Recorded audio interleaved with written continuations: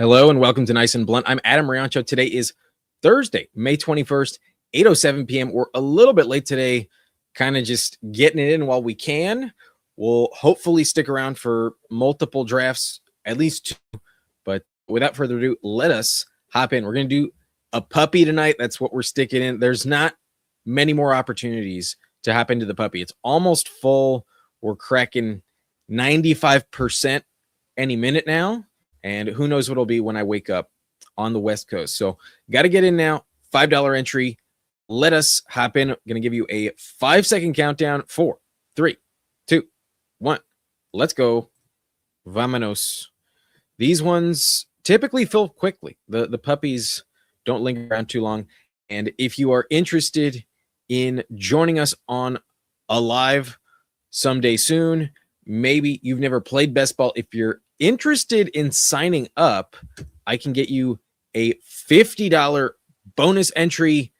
You can use that for 10 different puppies after you play your first 5. So the minimum deposit is $10. If you sign up with code BLUNT, you can deposit $10. You'll also get a 50% deposit match. So instantly $5 in your account. I think dropping $100 first time is pretty sweet. $50 in your account. Then you enter your first puppy and you can do 10 more puppies on me. There'll be an additional $50 in your account. Promo code BLUNT only applies for new customers. There's also age restrictions, location restrictions. Odds are you're okay, but promo code BLUNT on sign up gets you $50 in bonus funds. This did fill. We pulled the 103, and I don't know if anyone's in here with me. We did kind of make it happen quickly, but M. Stockton, 33 at pick 8. Might be drafting with JT at the 101. Not totally sure. If you're in here, let me know. Let me take a peek at the chat. We got Jonathan here. What's up, bro? How you doing? Danimal as well. What's up? I know, Jonathan. Once I saw you, I thought for a second maybe they've updated the map, but no, not as of yet.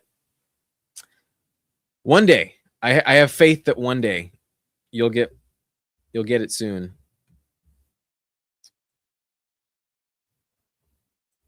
I think that's a better setup for the view. And we are underway. We are drafting. If somehow Gibbs falls to us, Bijan with 101, we're taking Gibbs. But to get the best receiver, Jamar Chase is a pretty big advantage in and of itself. We will take Jamar Chase. I don't think we know for a fact who the running back 3 is, while the ADP says Taylor or McCaffrey. That is not a sure thing. Taylor did fall off dramatically when Daniel Jones got hurt, and then we all know that Christian McCaffrey might not stay healthy. But even last year, McCaffrey was sometimes teetering as the running back 3. If you were not in full PPR, it was not as fruitful to be drafting and starting Christian McCaffrey as the 3rd best running back in fantasy. So a year older, a lot of travel, 2 international games for the San Francisco 49ers. That can't be good. But who knows? Maybe he just delivers once again. Looks like Team 7, Team 8 did pass on CMC. Stockton went Lamb over Christian McCaffrey. And then Team 10 takes Justin Jefferson. I get why Taylor and McCaffrey go there, but there is some question marks lingering with will they return on that investment. That's why when you're at pick 3, I think taking just the best receiver makes plenty of sense. It's been a consensus pretty much this entire offseason. 1, 2, 3, and 4 haven't really budged. Maybe there was a time really early on when JSN wasn't pick 5, but he also hasn't quite budged. There hasn't been much traction in the top 10. Other than maybe Jefferson moving in. There was a time when Jefferson was a round 2 pick. But for the most part, that's really the only thing that's changed in the ADP. Otherwise, it's just like, are you in a lobby with someone willing to get different? And I don't think it's insane to get different sometimes. But for the most part, it makes a lot of sense to just take what you can in the first, not make any huge stances. most of these players, other than an injury, just can't really mess up. So you want a fair share of everyone. So let the roll of the dice on which pick you get kind of decide your fate, and then move on from there. It's not the worst approach to take. But Ken Walker falls to pick 20. That would have been dope if we got him. Wasn't ever expecting it, though. Would have been shocked to see it. This is a tough spot. This is really not the most obvious path to go down. But if there's a player I'm not really drafting too much of, especially on stream, it's Josh Jacobs. You probably haven't seen me take him in a long time. And right now I'm just not totally sure where to go here. Jeremiah Love, he's talented, okay? Very talented. But I don't think that this running back class was as good as last year's. I don't think he's as good as Genty. He can be close to that, but similar to Genty in a terrible landing spot, the Arizona Cardinals are just brutal, absolutely brutal as a landing spot. I'm not super high on the Packers, but when I consider why I haven't drafted Josh Jacobs, it's kind of just vibes. I can't really vehemently justify it as like, oh yeah, I know for a fact Jacobs is going to suck. They didn't draft anyone. I just drafted 2 running backs on the same bye. That's not great, but these are not the only running backs I'm going to be taking, so we can still manage. It's not the end of the world.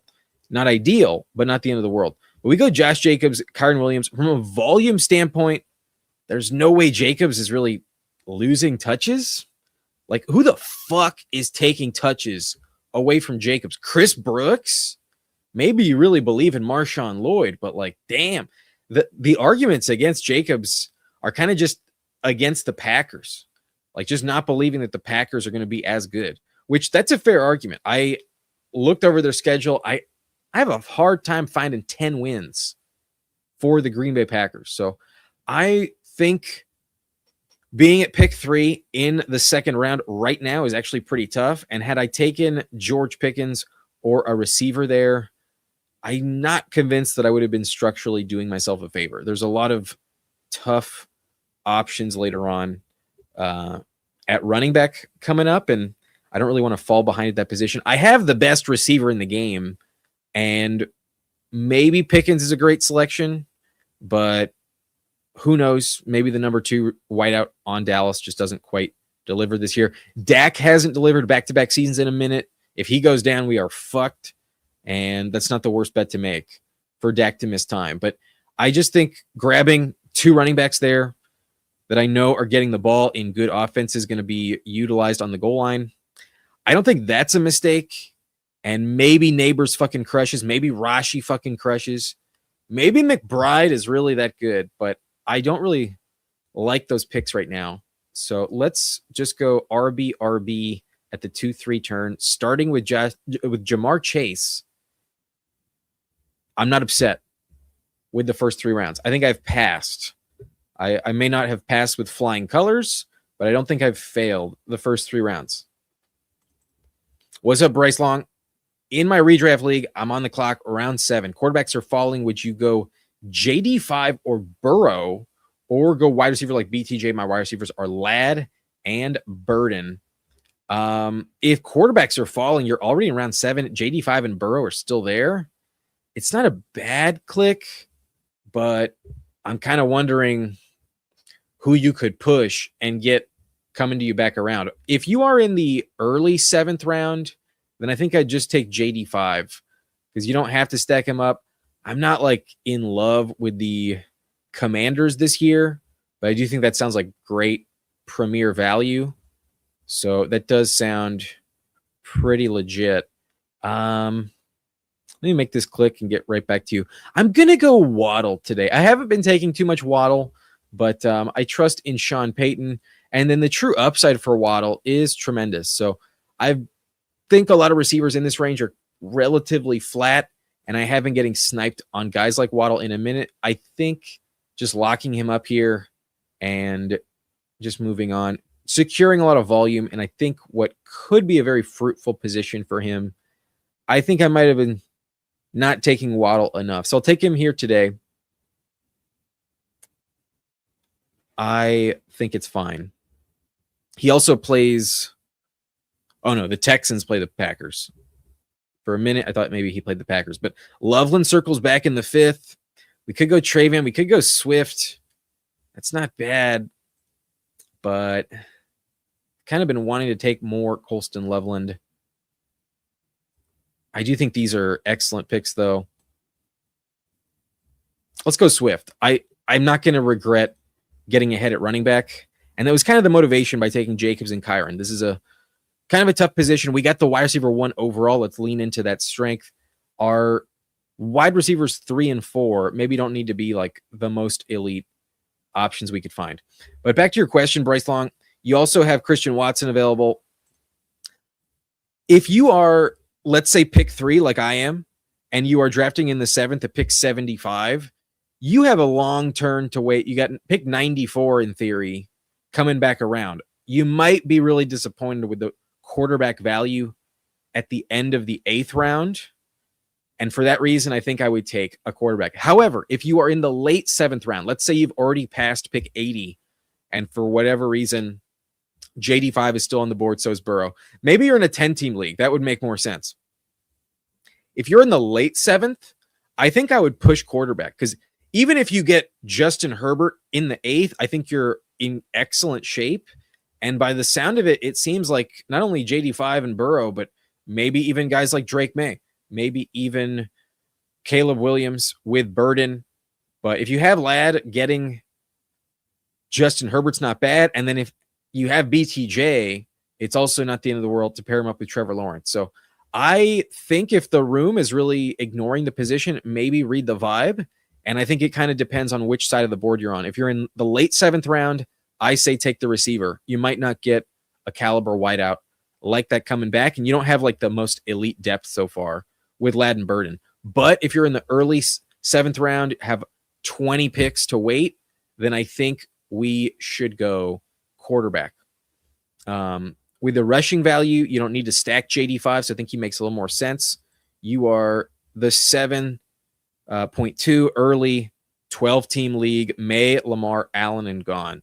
For those to be the only ones that are gone, there's probably going to be a run at the position in that 7th, 8th round. I mean, look at me. I'm about to get JD5 at pick 70. I do not, but kind of tempting. I'm not in love with Harrison, but I heard Huhaim say it, and I agree with this stance. I'm not going to force it, but I will mix him in randomly because I don't want to take 0.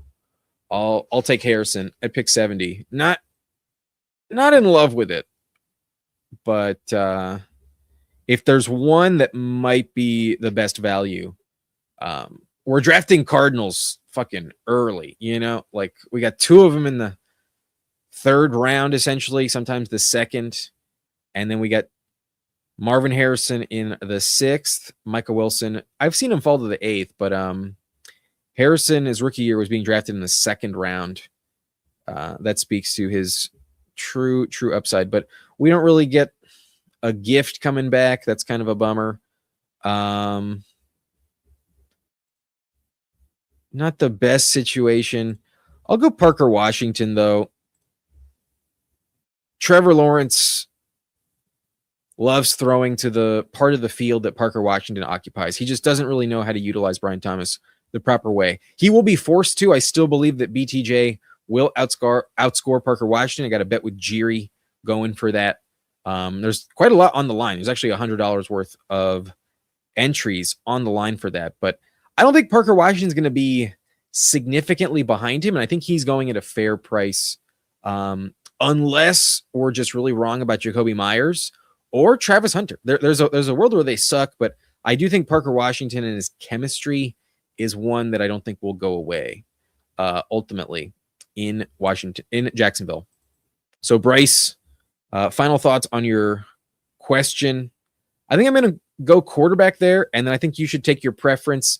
For the sake of stacking, I think I would just go with Jaden Daniels. You don't have to stack him. Chigo Konko is a good option, super late, very affordable. And even if you don't wind up with that, he can still deliver as a top 3 quarterback based on his rushing value. So I think that's the direction I would go because you're in the early 7th round. Pick 74 on Jaden Daniels is a pretty good steal. I would have taken JD5 at pick 70 if I had not gotten sniped by House Always at the 609. Pick 610, I would have been happy with JD5. I was not going to let him go to the team with Terry at 611. But bonne soirée, Jamie. Comment ça va? How we doing? And that's honestly, I'm not used to drafting on StreamYard still, and on OBS, I don't hear it. So this is a good time to bring in the music, honestly. I feel like set the vibe.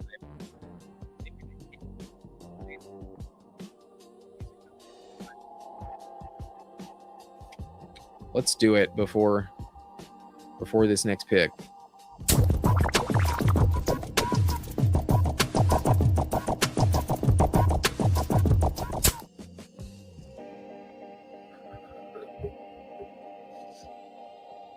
All right, on the clock. Jackson Dart falls here, but do I need him? Do I need him?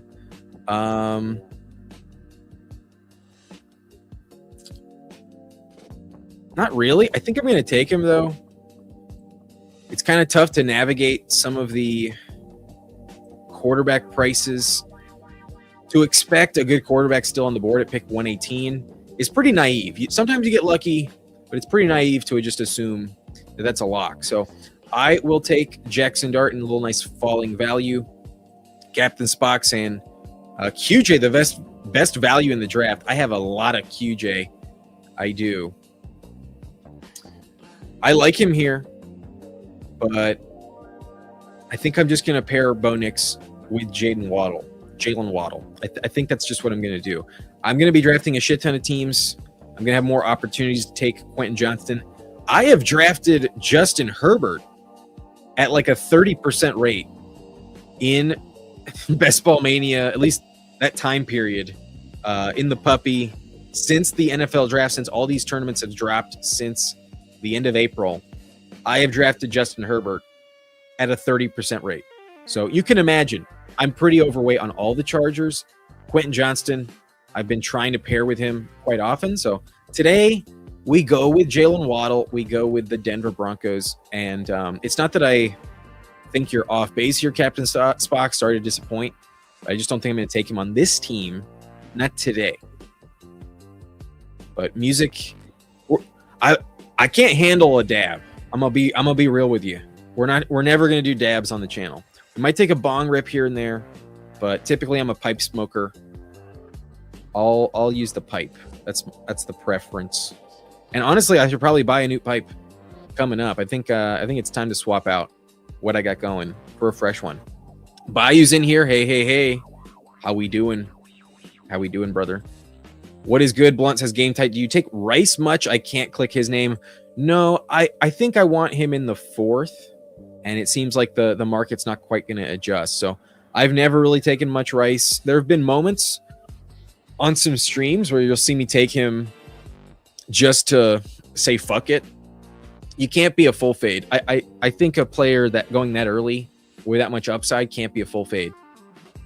But I'm not necessarily buying the dip too much. It seems like more people are getting in before I can. I don't like that he has to have like 2-month recovery right now while also being in jail.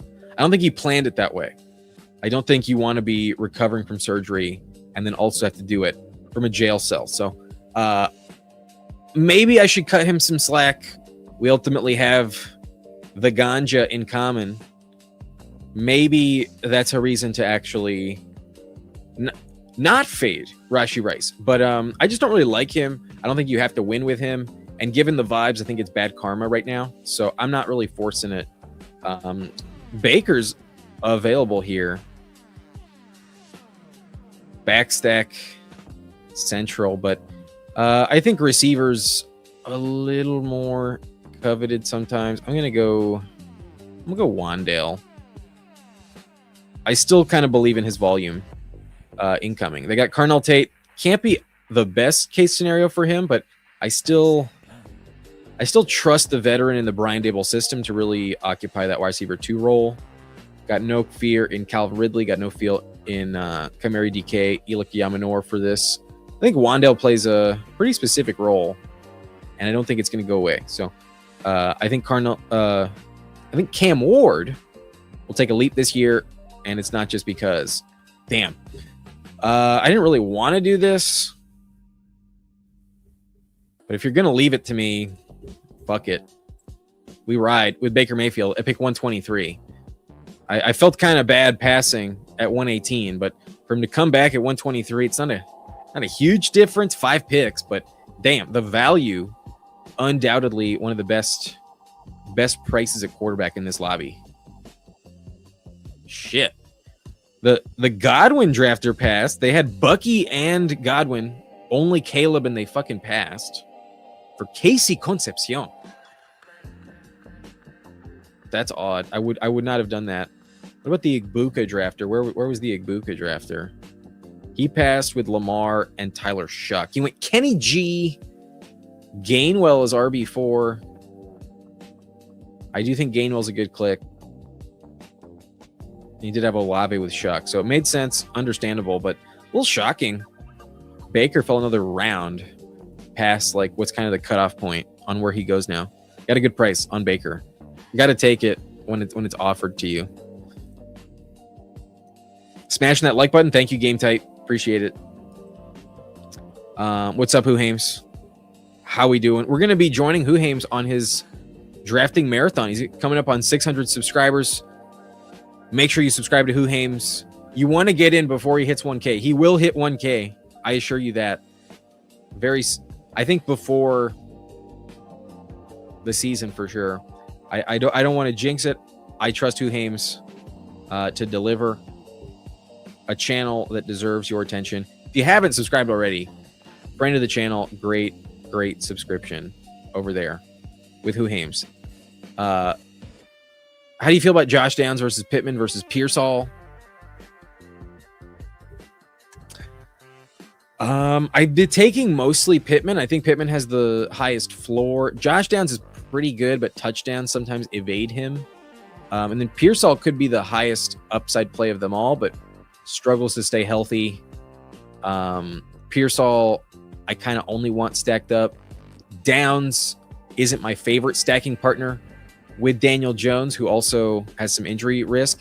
I target Aaron Rodgers a shit ton because his price is just so fucking cheap. And that's why I take Pittman a bit. Most of them, between the three, that's who I take the most. And the back stack with Rodgers, I think, is super, super affordable and tempting. So for all those reasons, I go Pittman a little bit more. I like Downs. I think you can talk me into it. We had him at a great price with Goofy Chicken on his stream the other night. That was a good click ultimately. What am I looking at here? Would have loved Isaiah Likely. He does not go. Goes to Stockton. Coker here. Why not?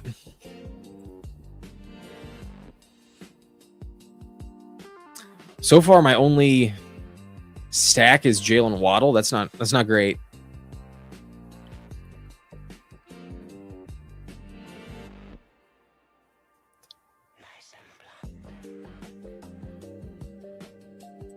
I think I'll just take Oronde Gadsden.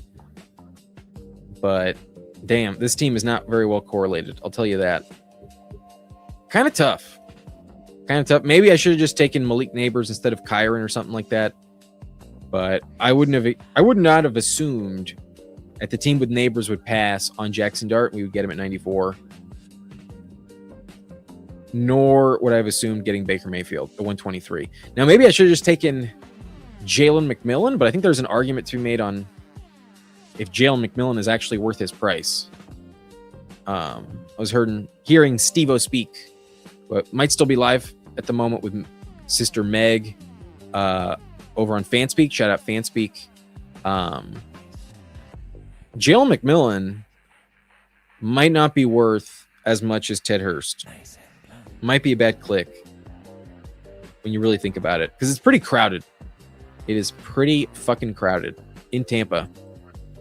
But by the way, if you haven't done so already, subscribe to Bayou Bengal FN. Not sure if I mentioned that. Also, friend of the channel, definitely worth a subscription. No worries, Who Hams. You're welcome. Happy to do it. Bryce says, is it dumb to get Jaden Reed if I already have Watson? And obviously in redraft, stacking doesn't matter as much, but one of them are bound to hit, right? Is it dumb to get Jaden Reed if I already have Watson? In redraft, when you have to make the weekly choice between Christian Watson, Jaden Reed, I don't know if I'm dying to do that. You know, like those are guys that like 1 week they'll really hit, and then another week they might disappear because the other one fucking smashes. So in best ball, it's a much easier proposition to make. You automatically just get the best one.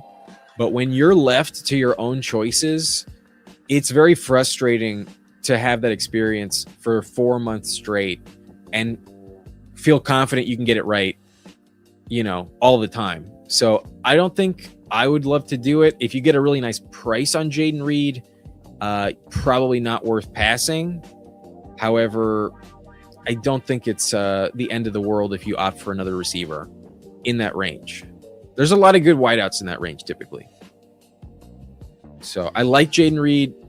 I like Christian Watson. Having both in redraft, not my favorite thing to do, and it kind of puts you in a tough spot where now you kind of feel like you should be drafting Jordan Love, but high risk, high reward. If they suck, then your team's not going to look too good. Shit, this doesn't feel too good. I think I'm just going to go with a tried and true favorite. A little early for Tank Bigsby, but the running back position's fucking dry right now. Damn. RB has been cleaned the fuck out. I'm glad I took a tight end because there's a big run on that position. Schultz comes off right after my pick.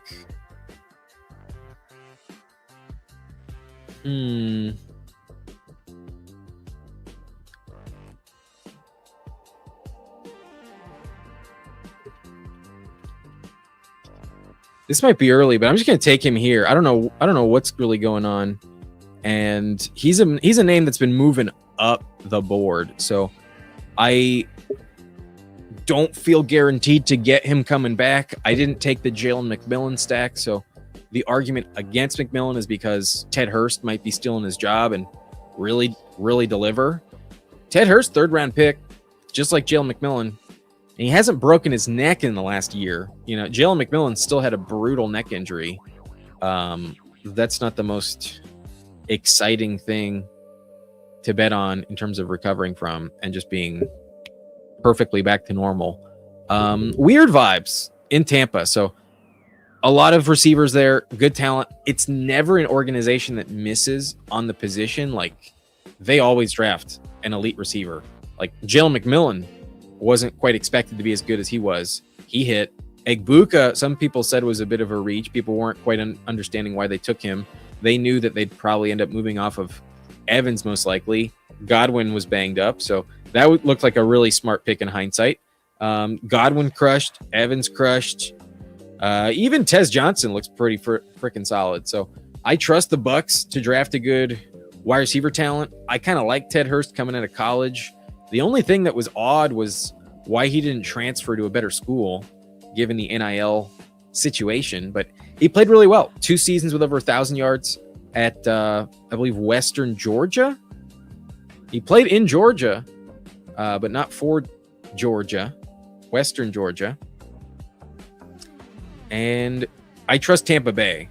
At the end of the day, they have a very, very smart GM. He knows what he's doing. So I'll take that stack. Very affordable. And I'm hoping that by grabbing receiver there, I can just double tap tight end. I think I can. Sweet. I get rewarded. We get the back stack for Baker, Jiri, our friend's boy, Cade Otton. For the value, a very good click. A lot of volume kind of locked up in his direction. Not the most touchdown production. He does struggle in that regard quite often. I think last year only had 1 touchdown. The year before, I think he only had 4. But touchdowns are fluky. They can definitely pop in the right way for him randomly. And then there are weeks when other receivers have gotten hurt. And we've had stretches for Cade Otton where he's getting like 11, 12 targets a game. Sometimes Baker really relies on him. I wouldn't be shocked if there's a stretch where Otten gets like 8 straight targets minimum for like 5 straight weeks. Wouldn't guarantee it, but wouldn't be shocked at all if it happens. Then we waited on tight end quite a bit on this team, to be honest with you. I kind of just want to take Freiermuth, but I think I'm going to go Sean Tucker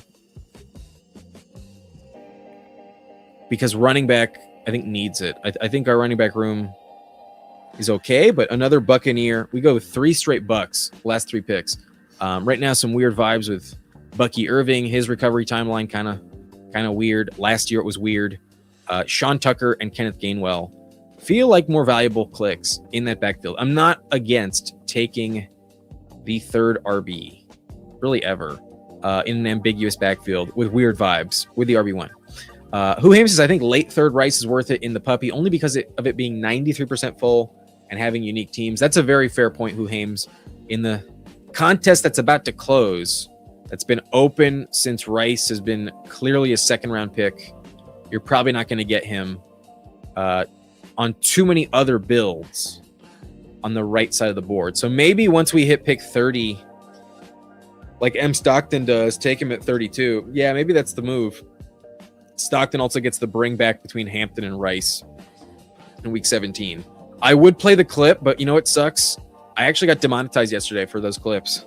The song killed me. I had too much of the song, so we're not going to lose the revenue today. I'm going to leave it alone. But check out yesterday's video if you want to see what I think of Rashee Rice. Game tight. He has 14 touchdowns through 3 seasons. Injury prone and doesn't seem like the smartest guy. I agree. A full fade is bad, but I know my ownership will be very low.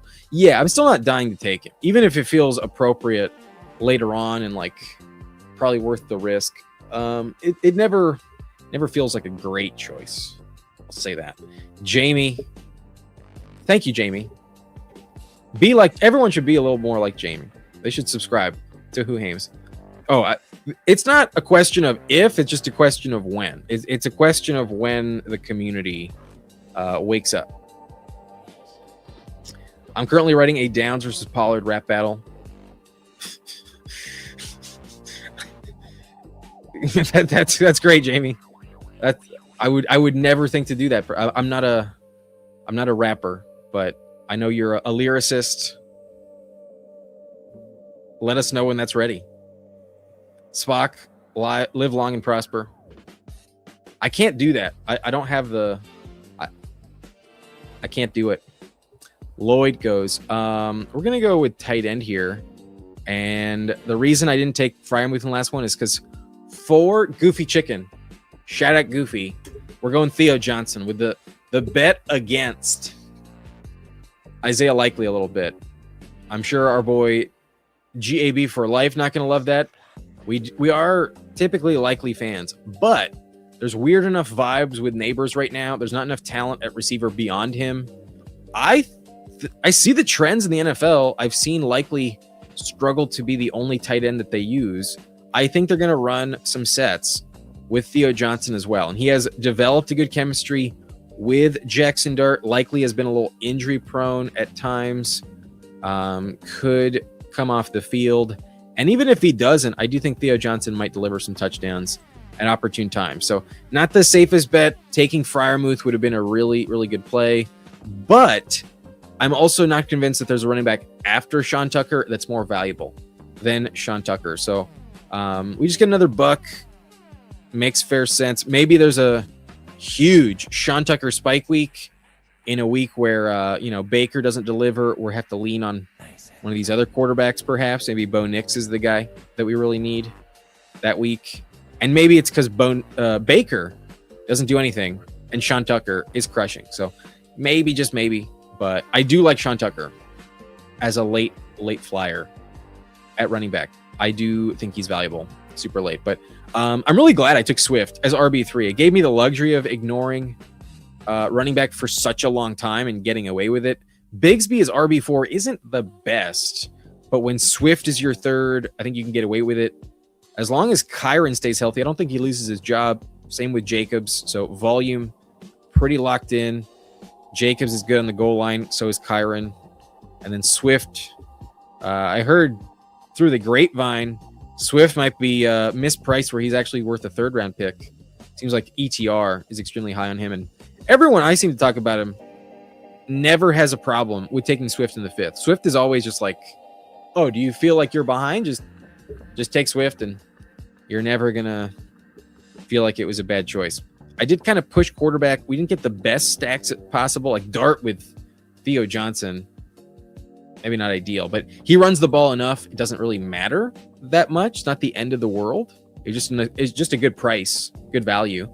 And then with Dart and his injury-prone chances, I didn't want to risk it at quarterback with Bo Nix. Looks like we could have gotten Baker at 118, but even though I passed on him again, taking him in the 11th round is definitely clutch. So the quarterback room is good.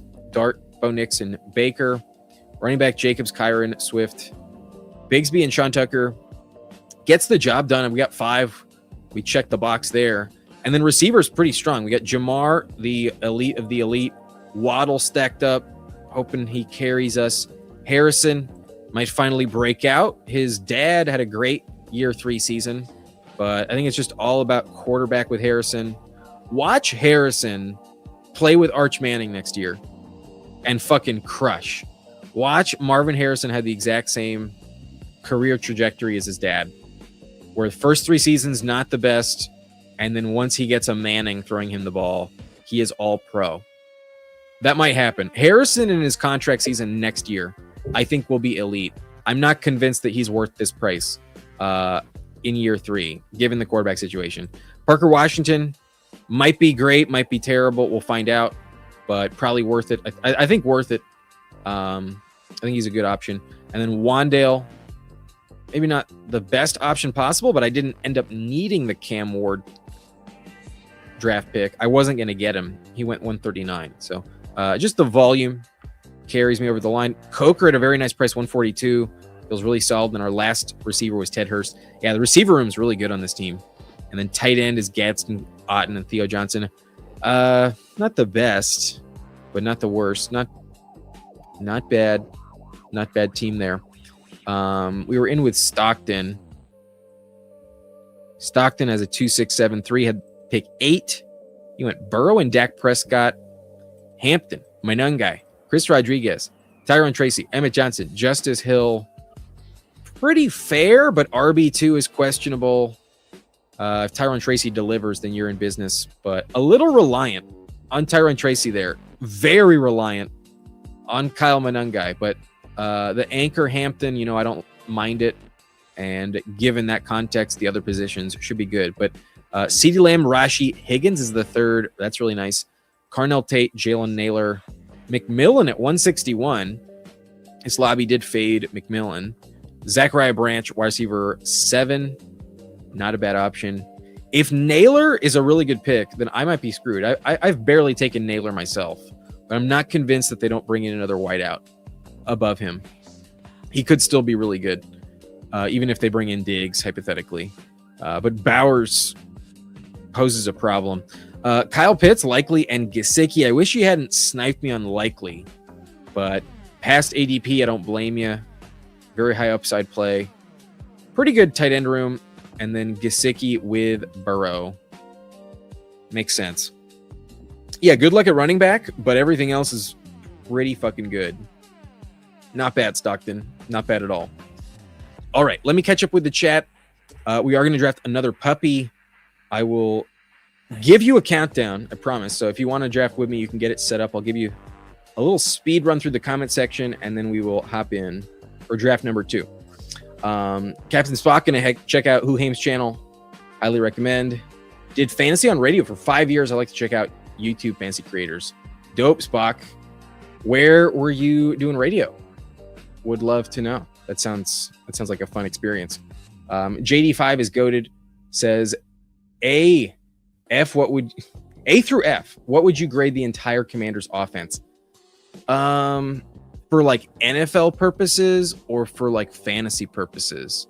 At quarterback, you get an A, but a risky one, more of an A- because of the injury concern.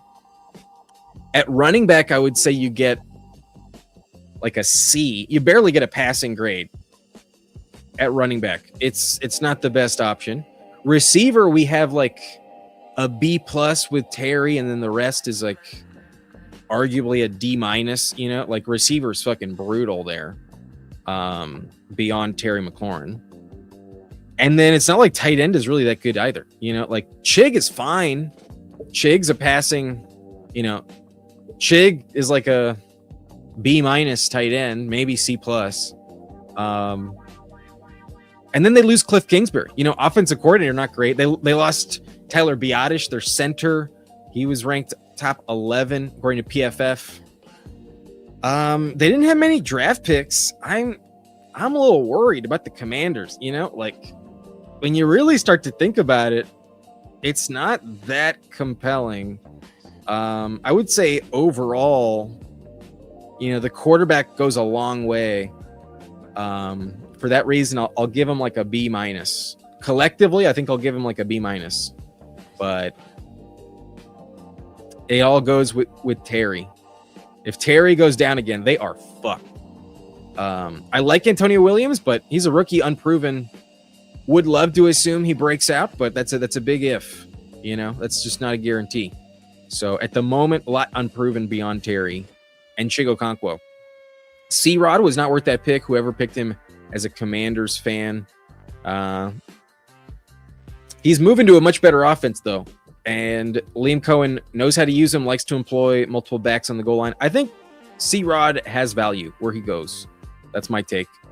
And in the revenge spot, week 17, he might score a touchdown on y'all Washington Commanders. Might happen. If it does, you heard it here first. Anthony Perez, how we doing?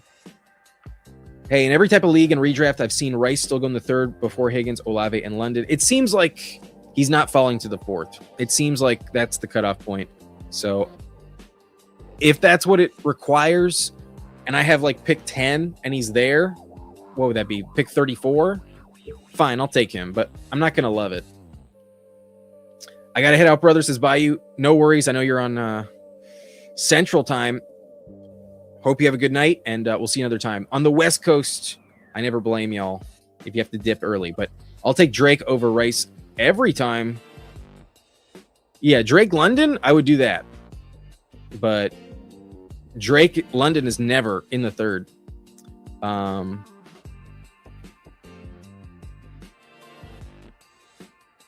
32 seems like that's where he went in that draft. Stockton liked it. If I take Rice, it isn't cheap. It's in cheap drafts, correlated with Chargers and past ADP. Check all the boxes there. Yep, that is. As you were writing it, I was like, yeah, this sounds like exactly what you're in for. ETR had him in the early fourth the entire time, I think. That's kind of how I felt. I felt like anywhere in the fifth, he's a huge, huge steal. Time to smoke? Probably. If anything, it's time to draft. I think we've caught up enough. I think it's time to hop in to a puppy. I'll give you a quick countdown. 5, 4, 3, 2, 1. Let's go.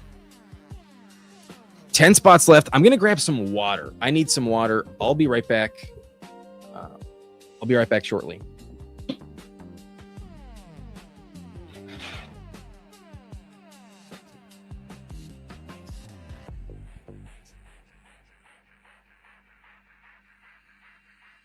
Nice and blunt.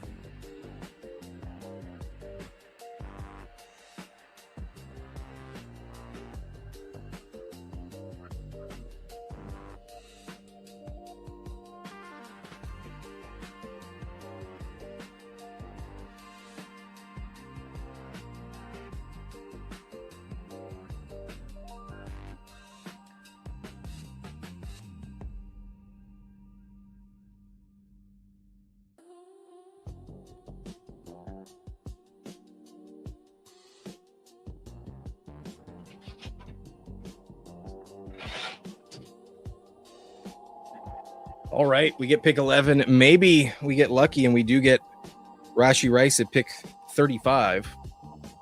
If that's the case, I'll take him there.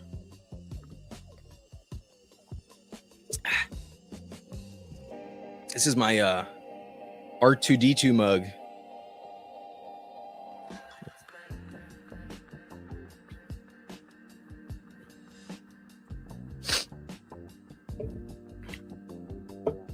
All right. Nice little thrift store gem. Yo, what's up, young moolah? Welcome in. Whohame's in this draft right next to me at the bookend, pick 12. That'll be fun. Infamous in here at pick 10. We got Severe Jury. Good to see you. It's been a minute in at pick 7. We got Danimal in at pick 5. He just takes JSN. We got Spurs G at pick 2. He took Gibbs. Nice for Spurs. And then maybe JTL might be in here with us as well. But Lamb and Rice look nice. That's not a bad combo if Rashi does deliver. NFL is about promoting food. That's true. That commercial is pretty valid. I'm not sure what's going on right now, but Brock Purdy falling in every draft. All right, we're on the clock. I think I'll just take James Cook. I'll just do that. How we doing, Pepper Tony? He says, Fimpst. He's always the first to say Fimpst. Scatterboo moved up clearly into early 4th now. He has been... Ooh, Genti and Nico. Don't see that too often. That's interesting. The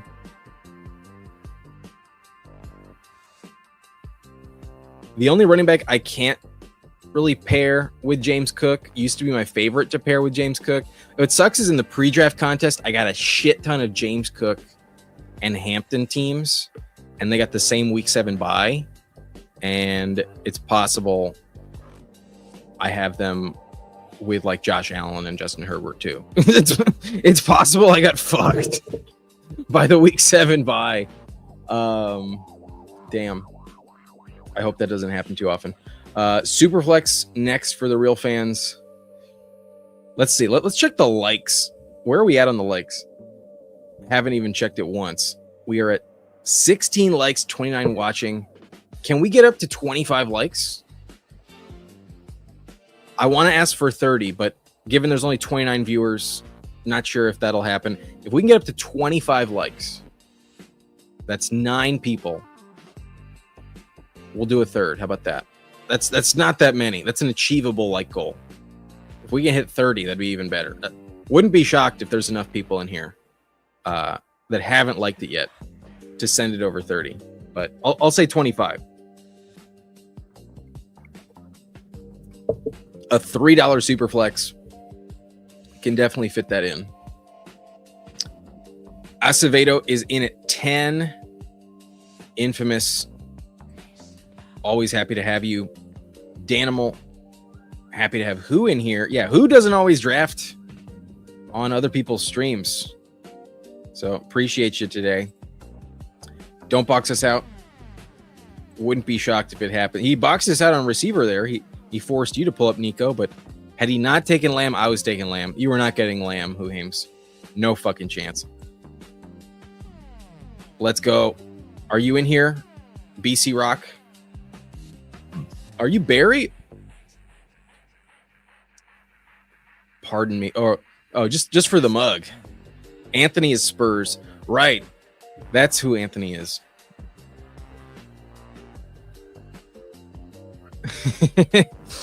I would. Who, me? I would never.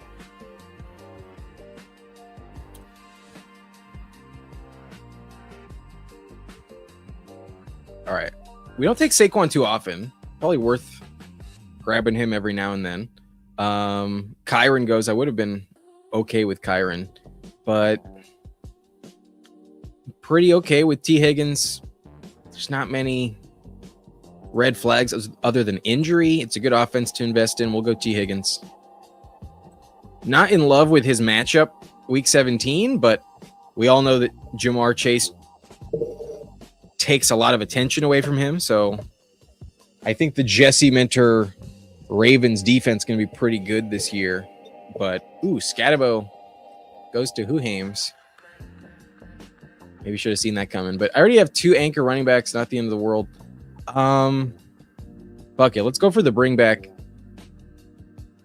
Let's do that. Let's go Zay Flowers. And if this ends up being a Lamar Jackson team, not going to pass on him at 59. Let's give ourselves one more chance on somebody else passing on Lamar.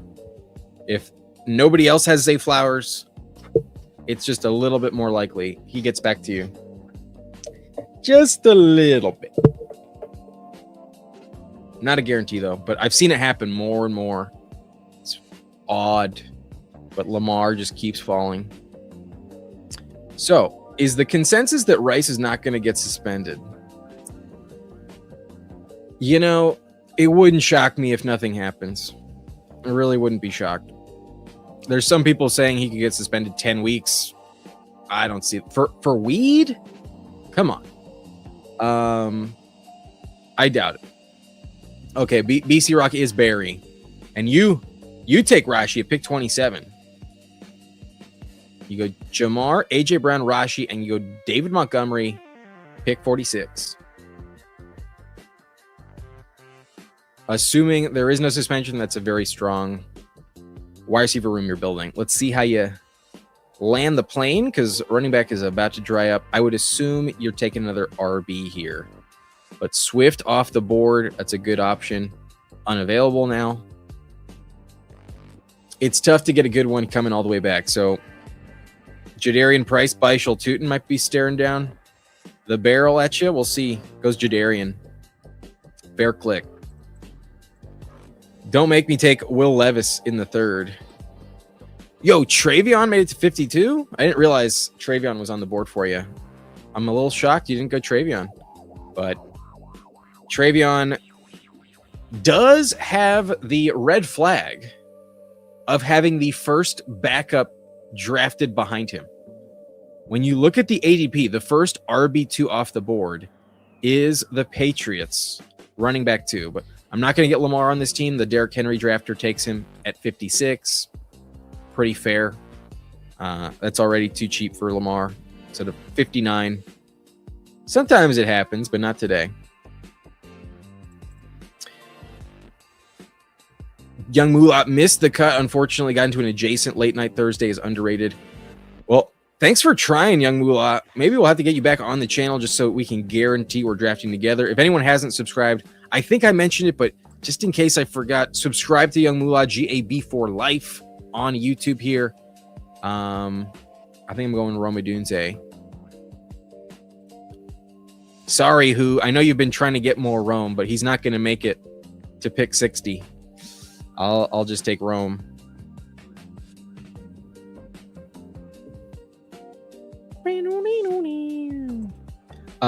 Yeah, subscribe to Young Moolah.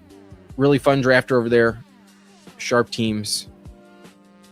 And hopefully we have a collab coming up in the works this summer. Definitely, I would imagine we'll have GAB back on the channel. All right. I could go Tyson. I like Tyson, but this will just be a Joe Burrow team today. That's fine. We got the Ravens game. Bring back.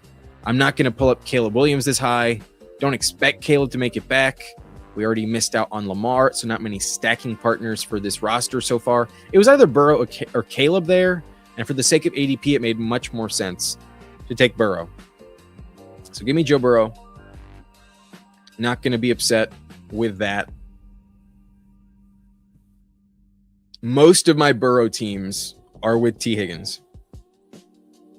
Rock Hard Castle says, how often should I be drafting Kenny Pickett? Bryce Young might get hurt or benched.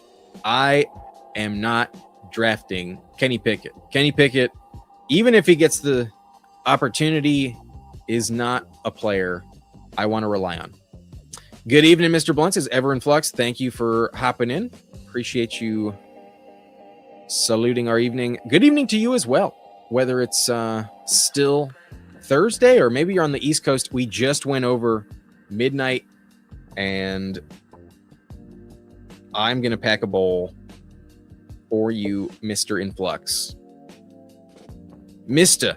Ever in Flux.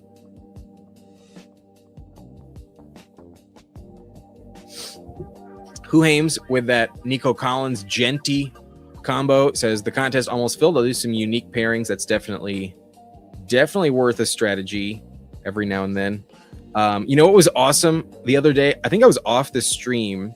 I had pick 7. I think this happened yesterday at pick 7. And I decided to pull up Genty. I think I took Chase Brown or I think I got Kenneth Walker in round 2 at pick 18. And then at 31, I got Nico to fall back to me. I got a Genty, Nico, Kenneth Walker team yesterday, if you can believe it. I might have to pull it up just to prove it, to be honest, because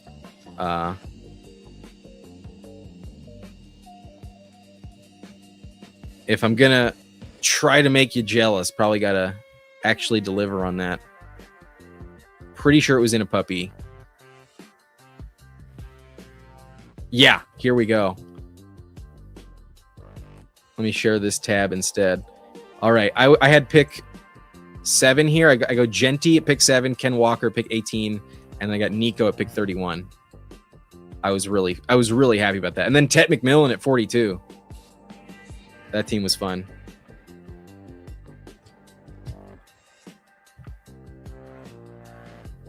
How's it going, Hallie Lyon?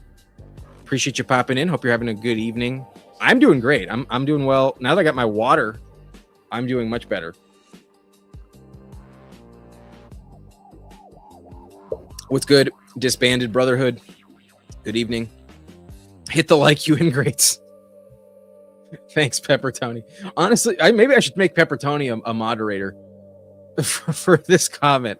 For this comment alone. You know what? I might do it. Let me make this pick. I think I'm going to do it right after. Because you're always in here early, too.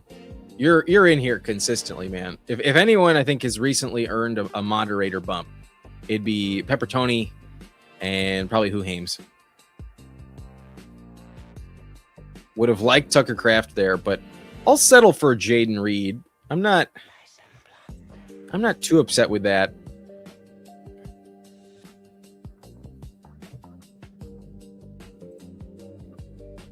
Actually, I lied. I'm going to take Justin Herbert. Because here's the thing. If I go Jaden Reed, I'm kind of getting a little locked in to like a Jordan Love combo. The Christian Watson drafter is right there. He goes Jaden Reed. But here's the thing. I think the Tucker Craft drafter is going to be sniping me when it's all said and done. So instead, I'm going to set it up and just get my stack now. I'm going to take Quentin Johnston in the 8th. I've been wanting to take him more and haven't gotten him too often. Is an easy way to just pair them up together. Justin Herbert, Quentin Johnston. I'm going like all in on Justin Herbert lately. The last week or so, I've just gone full blown, lock it in Herbert. And the only time I've regretted it was with Goofy Chicken because I had Allen with another week 7 bye. But with Burrow, Herbert, I can just stop now. A good 2 QB build. And also, it's going to be a weird one because Team 8 went with Lamar, Jaden, and Dak Prescott. They sniped me on Lamar unstacked. They took Jaden as QB2, and they took Prescott unstacked. 3 straight QBs. Kind of odd. Okay. I said I was going to do it. Honestly, I think I'm going to do it.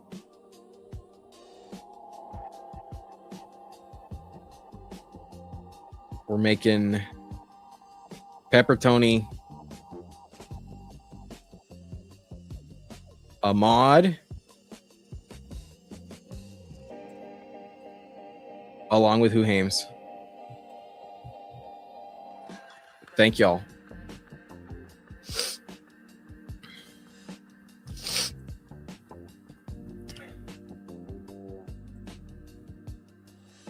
Blaze it.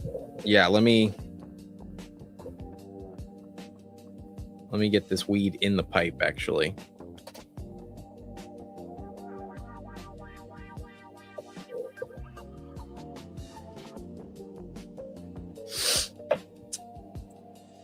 We got up to 28 likes, and we got 40 viewers. I said I'll do it at 25, but if y'all can hit 30, 33 likes, if y'all can keep the like button increasing, We really appreciate it. We are doing a third draft. Thank y'all for popping in here late. Maybe Fanspeak just finished their draft, their live stream.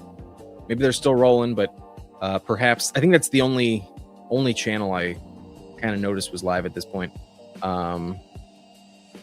Right before I started. Maybe I'm missing someone. Apologies. I kind of got to the computer a bit late today. Puka's Pookie. Puka Pazuki is kind of what I wanted to say. But Puka's Pookie in here at pick 9. Chase Huns with the Jefferson Hampton start. I love that. Amazing playoff schedules for both the Minnesota Vikings and the LA Chargers. That's going to be dope. Don't have a quarterback yet. Interesting. Is Kyler still on the board? You go Bo Nix. You do have Sutton, though. Fair click. Very fair click.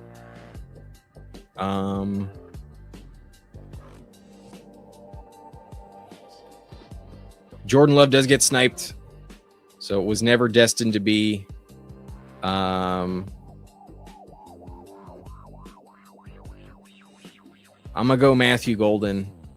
Prevent Huhames from having the trifecta.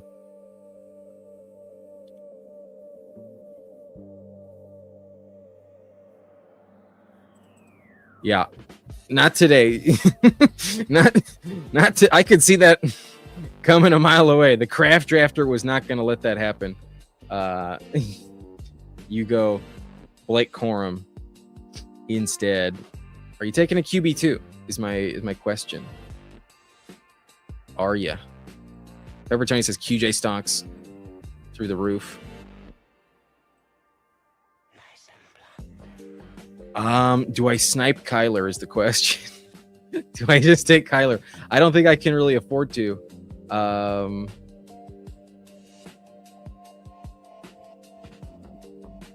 I actually think Kenneth Gainwell is more valuable than Chris Rodriguez, to be honest. I'm gonna go Kenny G.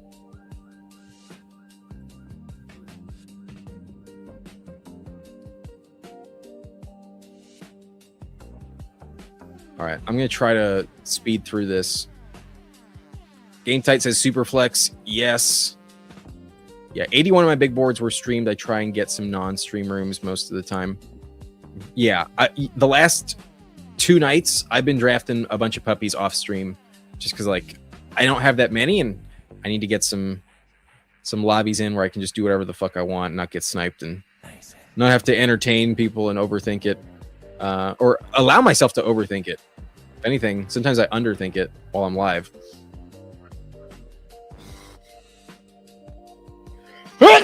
Fuck. You know when you have to sneeze, but like it just doesn't quite pan out. I knew it was coming. Kyle Hamilton will be all over Chase. Probably. Good thing I'm in an adjacent draft. Got to start. I've yet to get JT K9 from the 9 hole. Not bad. Not bad at all. Fantasy Dog was the number 24. Like, what's up, brother? The Dallas Giants game. Yeah, that should be a high-scoring one. I think that's also week 1. That's going to be high. More likely a shootout for sure. But maybe the Giants defense gets their act together. Maybe. Did Jaden Daniels and T-Law team for a fun week 17 matchup? Had to grab Rodgers since both of them have a week 7 bye. That's what I ended up doing. With my Josh Allen, Justin Herbert team, I got Rodgers, and I actually really like Rodgers' matchup in week 7. He's going to be in Paris, international game against the Saints. Not a very good defense, high potential offense. Last year, he fucking crushed overseas. He played in Ireland against the Minnesota defense, which is much, much tougher than New Orleans. I think he had like a 4-touchdown game in Ireland. Aaron Rodgers, I think, will play very well overseas. People hate Rashi because of everything he's done, so any little thing that happens, everyone's going to scream because they feel like he hasn't been punished enough. I'm probably in that camp. Probably on that side for sure. And maybe, as a fellow weed smoker, maybe I should give him a little bit of grace. Just a little bit. I've actually been coming around quite a bit on Shakir at this value. Not going to lie. I actually think he comes in handy very well. I'm sorry, Huhames. I need a tight end. I have a shit ton of Goddard. I know you have Jackson Dart, so I'm sorry. You go Stroud and Cam Ward, so maybe you don't care.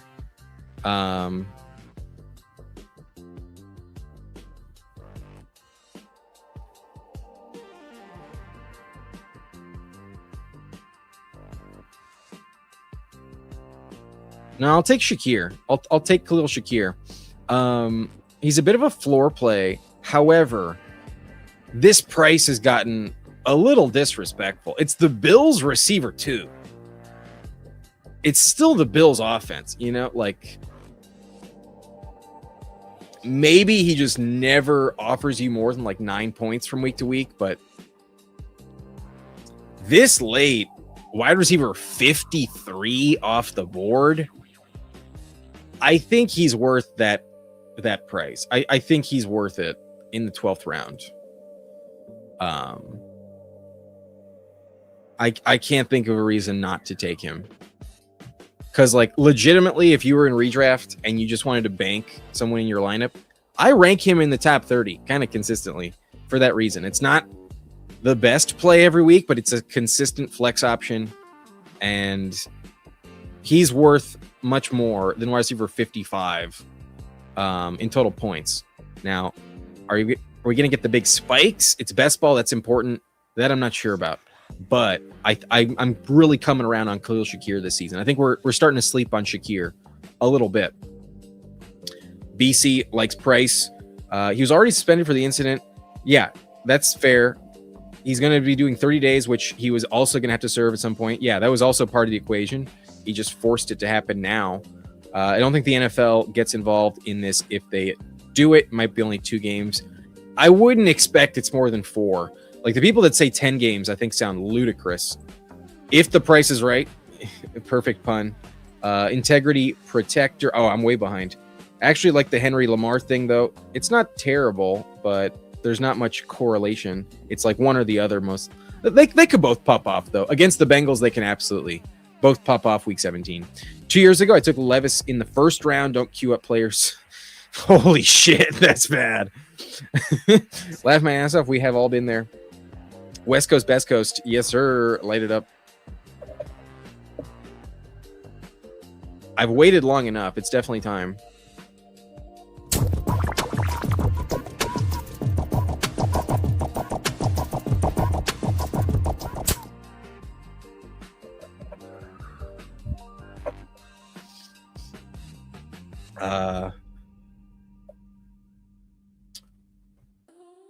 Chase up to the 2-1, pick 13. I've seen that happen quite a bit. Got Genty, Chase Flowers. Lamar didn't make it back. Peppertoni finally uses moderator powers today and correctly. Right. Yeah, there was some weird vibes going on. The guy didn't even man up and enter the lobby. That's one of the big reasons I joined that puppy. I was like, let's smoke this guy. But he couldn't even join a $5 puppy just to nut up. Nut up or shut up, man. Yeah, that was a good use of the timeout. Definitely. maybe one day, Rock Hard. Maybe one day, Mr. Castle. Yeah, I think Peppertoni for sure. I like that his final comment without the wrench says QJ stonks. Love that. Damn, Gadsden almost made it back to me at 155.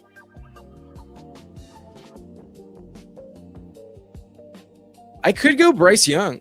Oh, no, I don't have Coker on this team. I think I'm just going to take Juwan Johnson away from Huhames. Sorry, bud. Sorry. Double week 8. That's fine. Taking 3 anyways. But for the price, there's not many tight ends left that are worth it. You don't have Shuck, so you weren't craving him as much. But I sniped you on Likely.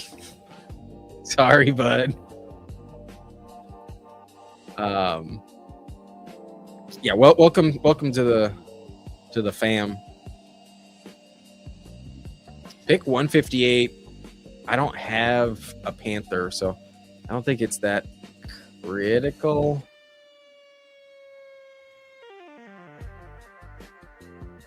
Might just go Algier today. I don't really take him too often.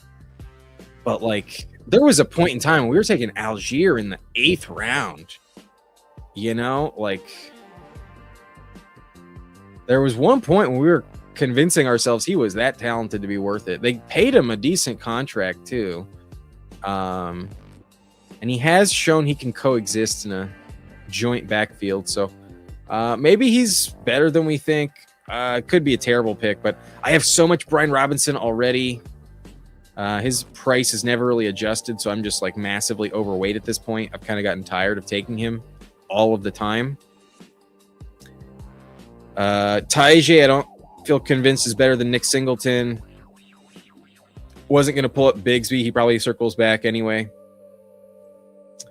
I'll go Algier for the exposure.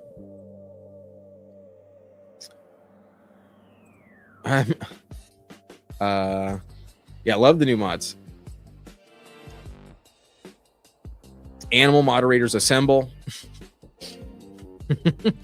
Yeah, we got the goose, the owl. Next thing, maybe Goofy Chicken. Might be a next mod, but there we go.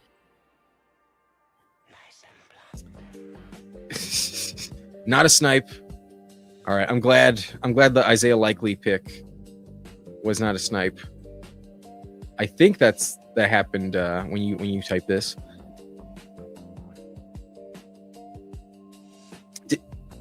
Who would I have sniped? I'm not sure. Oh, this might be Matthew Golden, and then maybe Stafford. Did I leave Stafford for you, something like that? No, that's not what happened. I'm not sure.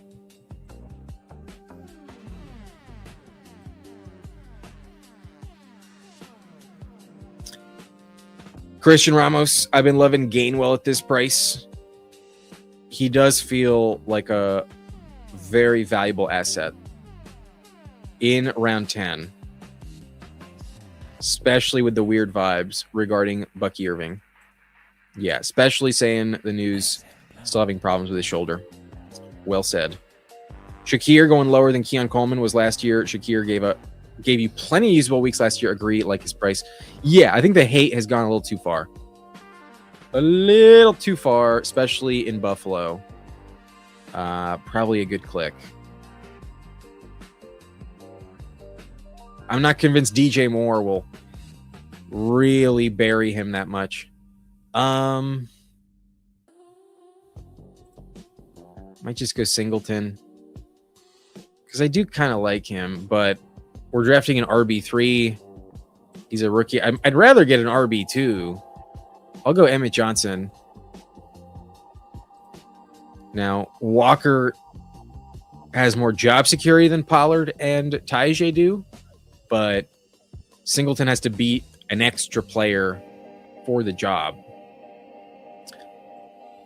It's just not as guaranteed. I will go David Njoku here. Didn't get Gadsden, but round 16 Njoku. I'll just take him, move on with my day. He's not making it back. If he did, it'd be a fucking steal. It's already a steal. It's already too cheap. I think Njoku's a better click than Kenyon Sadiq. I'll tell you that. I think you could argue Njoku and Gadsden should go back to back. And it's not that Gadsden hasn't fallen far enough. I think it's Njoku has not risen enough. So if he's not going to rise, I'll keep scooping him up. He will not make it back at 203. I guess in that vein, he has been rising. He used to be there consistently at 203. Not expecting it to happen today. Got 2 clicks left. Got 3 tight ends, 2 quarterbacks. Burrow and Herbert. Don't need a third if I don't want one. The running back room has James Cook, Saquon Barkley, Kenneth Gainwell, Tyler Algier, Emmett Johnson. I think I'd like a 6th. I think so. Receiver room, T. Higgins, Zay Flowers, Rome Odunze, Quentin Johnston, Matthew Golden, Khalil Shakir. Shakir is number 6. Feels very solid. For starting in round 3, I think the receiver is pretty good. And yeah, I think last 2 clicks, running back and wide receiver are probably the plan. I could see Shakir turning into Wan'Dale Robinson 2025 season. I don't know if the volume will be that high. Like, the thing about Wan'Dale is he has 2 straight years with 140 targets. I don't think you can argue Shakir's going to increase his target load that much. But I don't think it's going to come down at all. I don't think it's really threatened substantially enough for him to be plummeting down the draft board. I can't say I was really too aware of the surgery concerns, but yeah, the price I think is just what is very eye-popping to me. Wide receiver 52, 53 off the board is pretty affordable for the Bills wideout number 2. I've got 75% Bryce Lance. Of who? Bryce Young? Oh, no, Bryce Lance. The Saints rookie, right. Trey Lance's brother. Almost forgot. Puka asks, do I need a third quarterback? I feel it's not worth it this late. Sorry, I've been slow. You have team 9, if I'm not mistaken. Bo Nix, Kyler Murray. You can get away with it, but sometimes it's nice to have a Rodgers on a team like that. Sorry, I was slow to see your comment. We're gonna go RB here.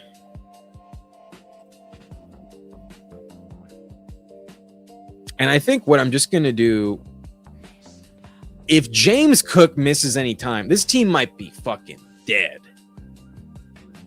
I'm actually very committed to James Cook and Saquon Barkley. So I'll just take the handcuff to James Cook, just lock up the RB1 every single week. And then I'll just stack up Brennan Thompson. I'm starting to fall in love with Brennan Thompson. I got way too much Trey Harris.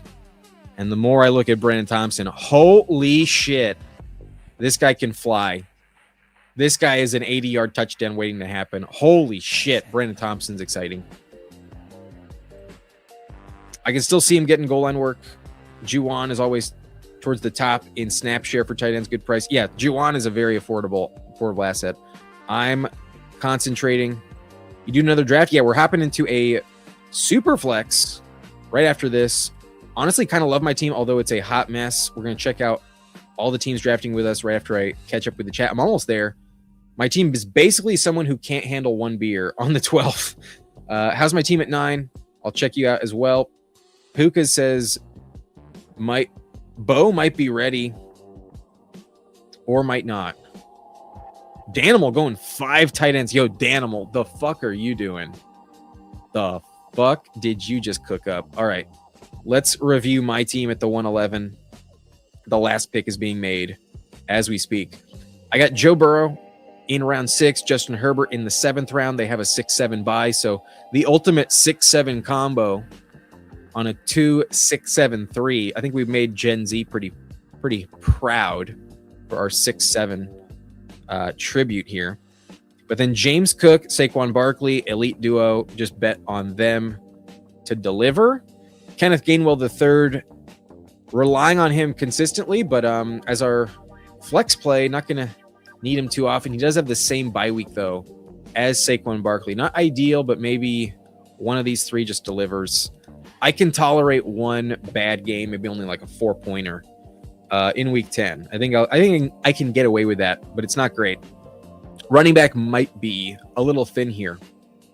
But given I faded receiver to round 3, I think we pieced it together pretty nicely. T. Higgins for the stack. Zay Flowers for the bring back week 17. Rome Odunze against, I believe, Detroit week 17 is going to crush. Quentin Johnston against the Chiefs for the stack with Herbert. Fucking great combo there. Matthew Golden hoping for a breakout from the first round pick. We got Khalil Shakir, wide receiver 6, a phenomenal value, excellent floor play. And then Brandon Thompson, our second stack.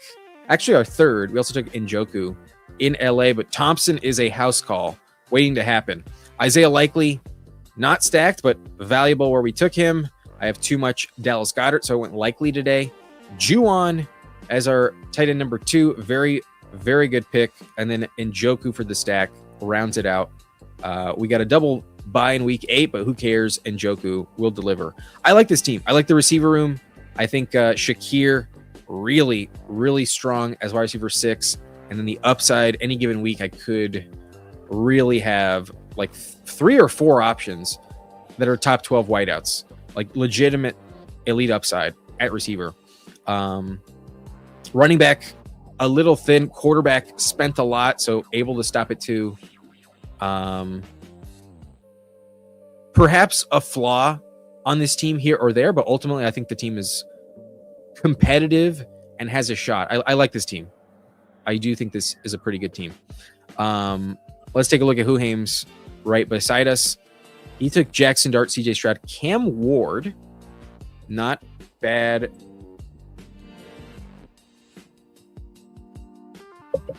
When you have 3 quarterbacks,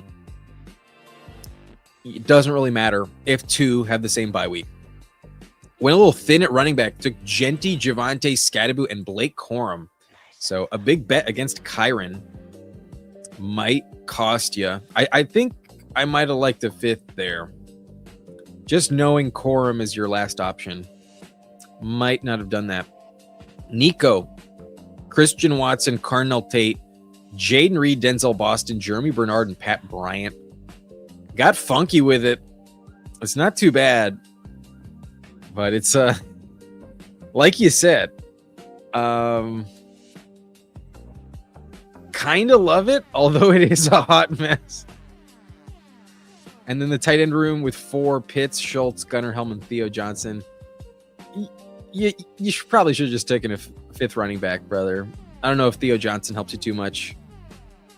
These 3 are stacked, but the Kyle Pitts, one of those tight ends is a bit of a luxury. Maybe it's Kyle Pitts. Nice and slow. If Kyle Pitts was just like Chris Rodriguez or Kenneth Gainwell, I think I would love this team. I think I would. But running back where you took Schultz and Helm wasn't great. I didn't let you have Likely or Juwan Johnson, so kind of put you in a tough spot. The Theo Johnson for the stack, a little indulgent. Let's be honest, but who knows, man? The Genty Nico pairing could be the combo you need. Who else we taking a look at? Definitely Puka's Pookie. That's Chase Huns at the 109. He stopped with Bo Nix and Kyler. I think you can get away with it, but it is a bit tricky. Kyler is one of the quarterbacks I think could really, really be mispriced. I think I said this on a stream with PPR. Tyler asked him where he was willing to take Kyler. He's willing to pull him up to the top of the 8th round, and I don't think that's terrible. So to get him in the late 9th, I think is always a good deal. Kyler is stacked up with Jefferson and Hawkinson, Bo Nix with Harvey, Cortland Sutton, and Evan Ingram for what it's worth. Not much, but you do have the stack. Running back has Hampton, Brees, RJ Harvey, Mason. Mason's okay, but needs an injury to Jones to work out. That probably happens, though. Dylan Sampson is kind of whatevs. Running back is kind of risky. I don't love these player name. I'm willing to take 1 or 2 of these on the same team, but I rarely take any of them. So to have all 4 feels a little sad. But you got my boy Hampton. That's always pretty nice. Jefferson, Egbuka, Adams at 57 is really good. Tyson, Sutton. So very strong receiver room. McMillan, we mentioned, might be a bad click perhaps, but a good offense where you trust the position typically. So I still take him as well, but I'm starting to cool it a little bit more. You did get him at a little fall, 153. I think he'll keep falling, to be honest. Calvin Ridley, Zachariah Branch might not need 8 receivers. I think the top 5 are so valuable. 1 of 6, 7, 8 might not hit the lineup too often. But then Goddard, Hawkinson, Ingram, you don't have that 3rd quarterback. So let's say instead of McMillan or Ridley,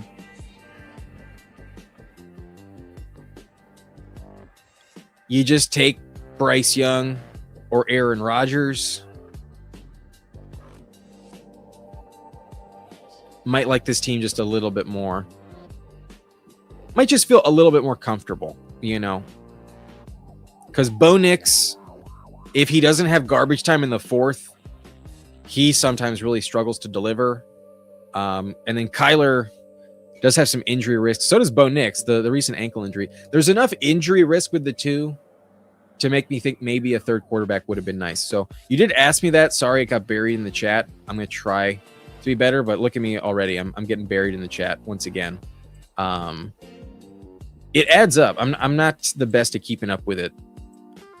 My ADHD forces me to kind of like lock in and hyper focus on things and have some blinders on sometimes. But Infamous was also in this lobby. We got a bunch of team reviews, so let me try to do it fast. Purdy, Love, and Geno. So Niners, Packers, Jets stack is what we're looking for. Kyron in the third, I think a great click. Tootin with Chuba. Chuba is not the most inspiring. Tyrone and Kalen Black. So I see the vision, but I've been recently starting to bet more against Chuba and even Tyrone Tracy. Personally, CeeDee Lamb, George Pickens. You did not get Dak Prescott. That's a bummer. Set it up and got sniped. I can't imagine you passed. Yeah, someone was just a hater in here. They didn't need Dak Prescott. They fucked themselves over at your expense. Bummer. Sometimes just doesn't happen. Garrett Wilson, KC Concepcion, Travis Hunter, Dejon Stribling, and then Darnell Mooney. Nice. Pretty solid. Kind of falls off quickly, though, after Garrett Wilson. Tucker Kraft, Kenyon Sadiq, and Noah Gray. First Noah Gray sighting I've ever seen. That's interesting. Not many stacks on this team. I think this team needed Dak Prescott. You probably were disappointed with Dak. With him not making it to you. But who knows? I don't think there's enough stacking partners. There's Love and Kraft, Purdy and Stribling, but Geno and Garrett, it could work out. But week 17, they get the Vikings. I wouldn't want to bet on it. Good luck at Infamous. Wish you got Prescott. But it didn't happen. Severe Jury in here. Let's take a look at their roster. It went with 4 quarterbacks, 5 running backs, 7 wide receivers, and 2 tight ends. Waited for Malik Willis. Felt desperate with Rodgers as number 2. So took not just Brissett, but also Mariota. Haven't seen Mariota drafted in a non-Superflex format. We got Achane, Rico, Manungai, Rodriguez, Brian Robinson. So waited on RB2, but addressed it with 3 straight picks. I think that was kind of critical. I was a little worried when I saw Dowdle's RB2, but I think by Rodriguez RB4, you managed. I hope Achane delivers. You did get him past ADP, so all viable, all legit. And receiver with Amon-Ra, Ladd, Terry Metcalf, Higgins, Jawan, Malik Washington. Pretty solid receiver room. Pretty good top 4. And then McBride and Tyler Warren. So bully tight end. That's what put you in this position at quarterback. Yeah, quarterback not inspiring. A little tough. I think you knew it. Having to take Mariota there, I think that's kind of conceding. It's just not good enough. Tough break. Might work out for you. Who knows? Maybe Mariota is who you need. Good luck. A little worried about it. Josh Allen, Daniel Jones. Oh wait, we're doing Spurs team and then Danimals team. Drake May, Tua. Yikes! That double week 11 and then Tua is not the safest thing to bet on. Good luck there. That's a little risky. Gibbs, Love, Quinchon, Ramondre, Aaron Jones, Pacheco, and Mike Washington have the Detroit Lions stack and Mike Washington. I don't know if you needed 7. I think this running back room is good enough where you don't need 7, but you only have 2 quarterbacks. There's going to be the option to afford it. You have Neighbors, J-Mo, Myers, Romeo Dobbs, Trey Tucker, Tesla, and Kayshon Boutte. pretty good. These last three are very tough to trust, though.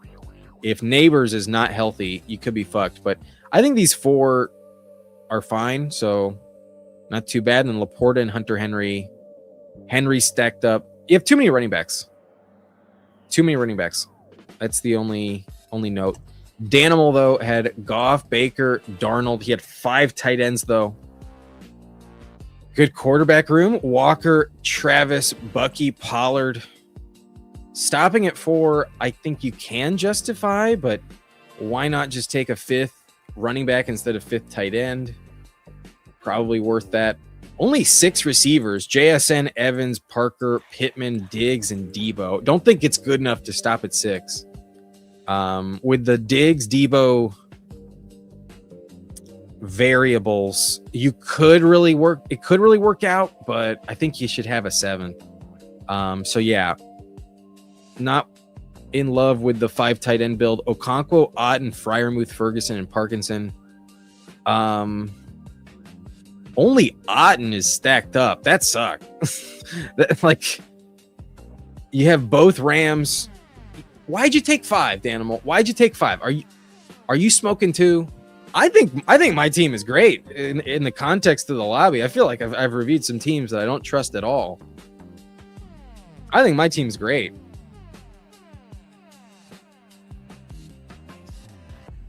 Maybe there's some teams we didn't. Oh, Barry's also in here. I forgot about Barry.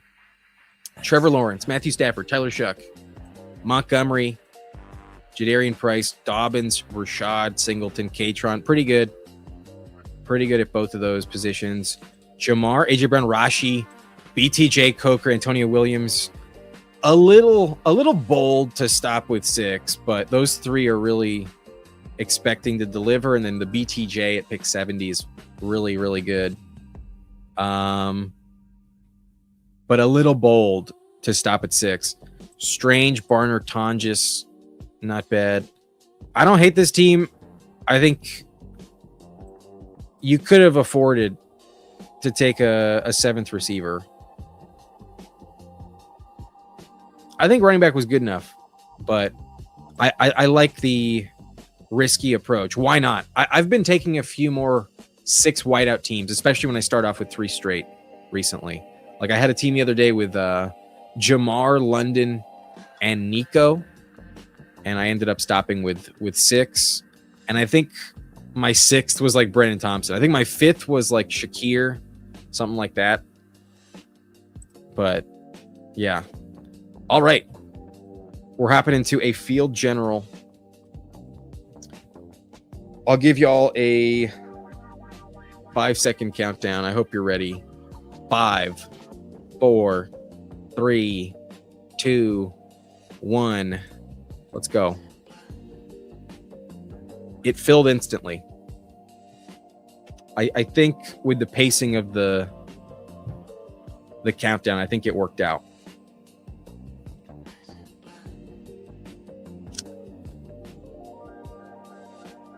But maybe y'all are in the overfill because I only see Danimal. Bummer. You know what? I was going to say maybe I do a second, but odds are you've already entered one and it already filled. See y'all later. Thanks for hopping in, Who Hames. Appreciate you joining us. Sorry for sniping you on Isaiah Likely. There we go. I believe in him a little bit more recently. I'm not as bold about it as you are, Who Hames, but I've been taking him a little bit more.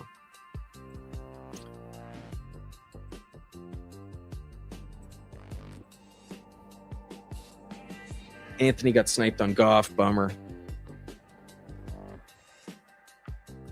I think Bo has a chance to smash. I also think he could be worse than Baker, and he goes like a full round above Baker. 5 tight ends, but it's all Rams. You like it. I wasn't in love with it. Damn. We just missed out.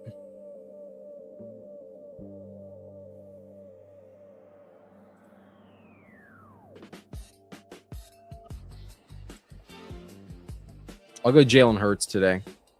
I feel like in Superflex, I don't take him too often.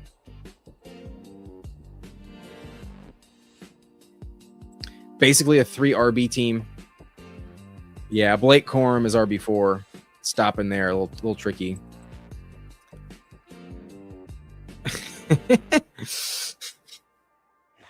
He mentioned it was risky.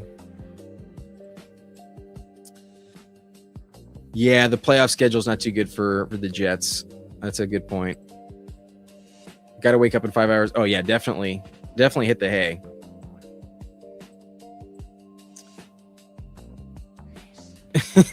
The pink stuff. Give me some of that. That'll keep you up for a 24-hour live stream.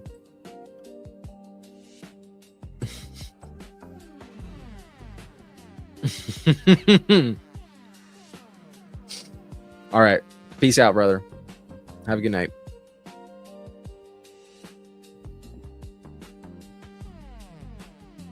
Yeah, Danimal knows his 5 tight ends were risky. Your team is good because you weren't a victim to Team 8's crash out.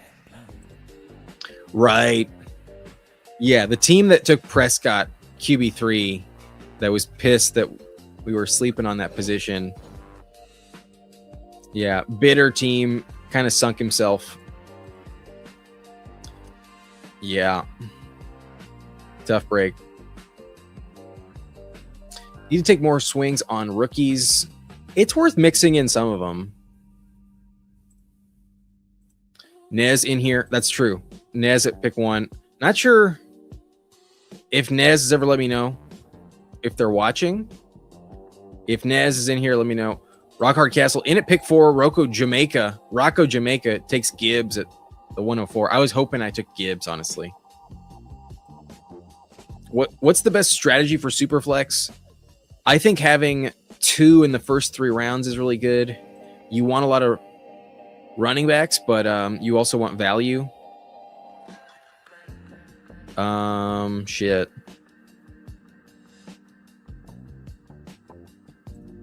Yeah, I'll take T-Law. That's fine.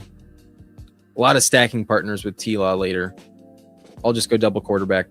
But damn, wish I got Herbert at pick 20. He goes to Diesel with Burrow. That's what we had in the last one. That was a really, really good combo. Yeah, Rock Hard Castle is in here at pick 4. Goes with Gibbs and Jackson Dart. DWB Mania says, what's up, boys? Just stumbled onto this channel. Insta subbed. Always glad to follow along a fellow fantasy creator. I do contract leagues, though. Love the auction format. Love that. If you're interested, hit me up on X or email me niceandblunt@gmail.com. Maybe we can do a collab. I would love to talk with someone who focuses on auction formats to discuss strategy in that, because that's where I think I like to play the most in redraft. For the sake of best ball, give me a snake draft. But if I'm in a hometown league, I'm in a 12-person league with my buddies. So the subscriber league is this way. Make it an auction league. I'm the commissioner of the subscriber league, and I was never going to make it a non-auction. Speaking of which, if we have enough interest, we can fill a second subscriber league. We've had a lot of familiar names in the subscriber league for over 3 years now. So if anyone is interested in hopping in to something like that, another listener league, it's going to be a sharp one. That's what I'm hoping for. Let your boy know, and you'll be added to the queue.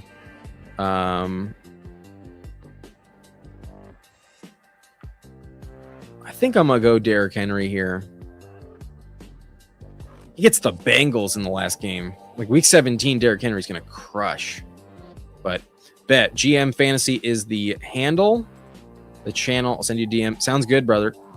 Yeah, thanks for subscribing. Appreciate you joining. And if you're in the content space, happy to have you on the channel, do some collabs. If you are interested in me joining the channel, I'd be interested as well, but would love to get someone's takes on auction strategy.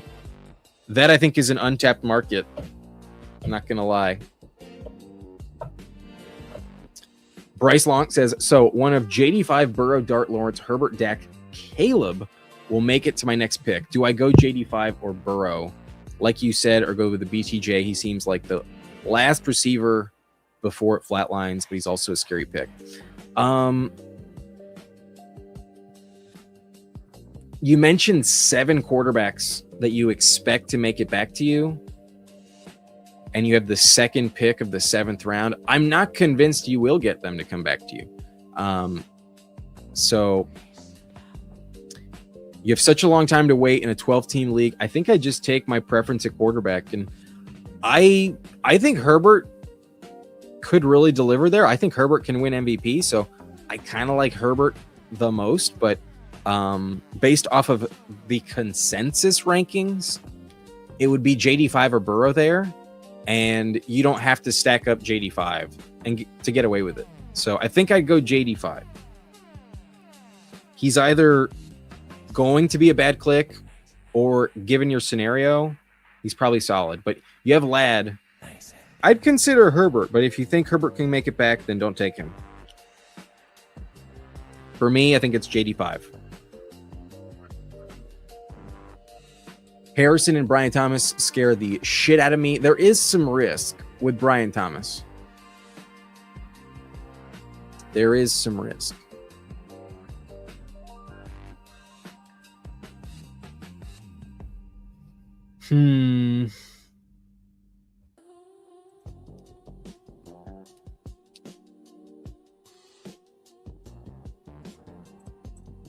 Not many receivers, I think, are as good as London remaining. So I'll just take London here. Get an anchor receiver for what it's worth. I'll go with Drake London.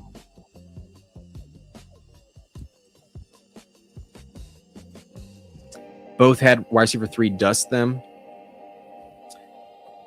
There are some risky factors there for sure. But I still trust his talent. I also still think he is a very legit candidate to be traded because the Jaguars just have too many receivers. The Jaguars have too many mouths to feed at wideout. BTJ is very, very valuable on the trade block. So once A.J. Brown is on the move, that domino will fall. There's some teams in the wide receiver market for sure. If the Patriots don't get A.J. Brown, then they might still be in the market for someone. And who knows, maybe the Jaguars just swap out A.J. Brown for BTJ. And who knows, maybe Jacoby Myers as well. Send them a draft pick or, a good defensive player. I doubt it. A.J. Brown and maybe a really cheap option might happen. I'll be honest with you. I've actually been talking myself into Daniel Jones a little bit more, but I really like Javonte in his playoff schedule. I actually like them quite a bit, and I want to get back into running back. I'm going to go Javonte Williams here, pick 53. Brees is fine, but I don't like taking the New York Jets. I can't talk myself into it. I don't take the Jets too often. But I'm going to take a hit from the pipe.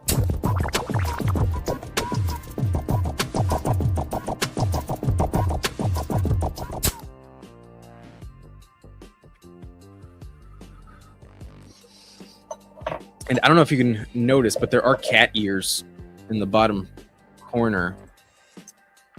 Leia is here. But thank y'all for hitting that like button. We have 35 likes on the stream. Really appreciate y'all. And we're still rolling with 40 live concurrent viewers. And it's almost 10 p.m. Pacific. Thank y'all for staying up with me tonight. Whether you're drafting with me in here or just watching, y'all are awesome. Really appreciate the audience that allows me to do this. And very grateful for all y'all. In case you haven't done so already, in case you're interested in signing up for Underdog, I can offer you $50 in bonus funds Using promo code Blunt, play your first puppy for $5, and you'll get $50 tacked on. They'll drop that in your account. Free to play with either 2 BBMs or 10 other puppies.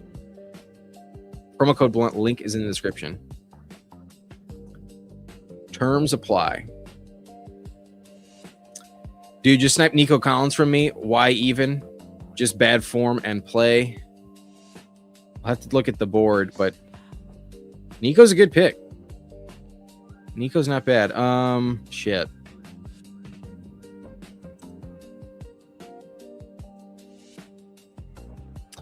I'll take DeAndre Swift. Not many running backs left I feel good about. And we already have Hurts and Lawrence. A lot of capital spent first 2 rounds. At least today I might try to get away with getting a good price on the 3rd. And if I don't, so be it. But where did Nico go? Oh, pick 51. Yeah, I mean, Nico's a good pick. Nico's not a bad pick. Bummer to get sniped, but nothing is ever guaranteed. But I understand the crash out. I understand the crash out. BTJ to KC might be fun. BTJ anywhere would be really fun, man. I want a BTJ on the Chargers so bad. I would love to see that. Thank you, bud. Bass fishing for life. Is that in regards to the our deal? Well, Gino's still available, but what is that worth? I was hoping Devontae Smith would make it back. Is this the first time I take Gino? Almost a full round past ADP? I think so. Why not? In Superflex, at least, it's a little bit more justified, but oh, Devontae Smith went at pick 60. My bad. I thought Devontae Smith might still be on the board. Missed him. That was never going to happen for Jalen Hurts. Apparently, I was way off base, but only have 1 receiver so far. The anchor in London feels pretty solid. We have 3 quarterbacks, Hurts, T-Law, and Geno Smith. Need the garbage time upside, but for the price, pick 77 I think is fine. His ADP is 66, so that's a pretty legit fall. I think so, Anthony. I think so. It's our 3rd draft of the night. We're coming up on we just hit an hour and 48 minutes. I'll tell you this, if it's like 10:30 and we are finishing up the draft, I'm not sure it'll take that long, but if we are somehow at like 50 likes, then sure, I'll do another one, but I can't imagine we get there. I think that'd be a lot to expect given the viewer count. How many likes is it again? 35. Yeah, there's no way that happens. Maybe 44. We can get to 44. That's more realistic. But even that probably not going to happen. Odds are everyone in here is, for the most part, already hit the like button. But I'm getting a little tired. I'll probably just dip on my own. Kind of want to go Christian Watson a little bit.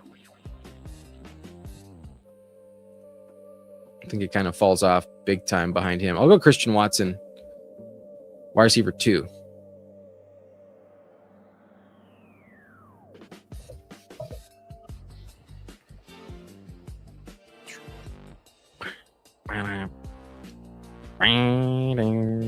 Bass fishing says I hit my pipe as well. That reminds me. I just cleared my pipe on the last hit.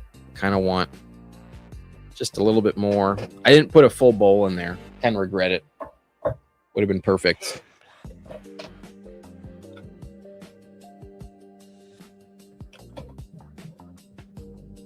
Starting that like, guys, and wake your friends up, make them like it. Odds are it's probably not going to happen if I had to guess, but we're going to go over 2 hours. That's pretty fair. 3 drafts. Once I hit the 4th, I get a little loopy, and I'm sure we're going to have a bit of a drafting marathon when we hit 10K. I think I might do 8 hours when we hit 10K. But for now, kind of want to save my voice a little bit. And probably 3 drafts is going to be enough. But remind me, anyone who's in this lobby with me, we got Rocco Jamaica. Oh, shit, I'm on the clock. Oh, wow, Pollard circled back. All right, I'll just take Pollard then. Could go Tucker Kraft, but we don't have Jordan Love, so I don't want to force it. I think I'll just take the value because Pollard was top of ADP when Watson was who I took. I almost took Pollard instead of Watson. So to get him back around, I love Rico, but Rico went 93. Brian Thomas was taken, so didn't have the stack there.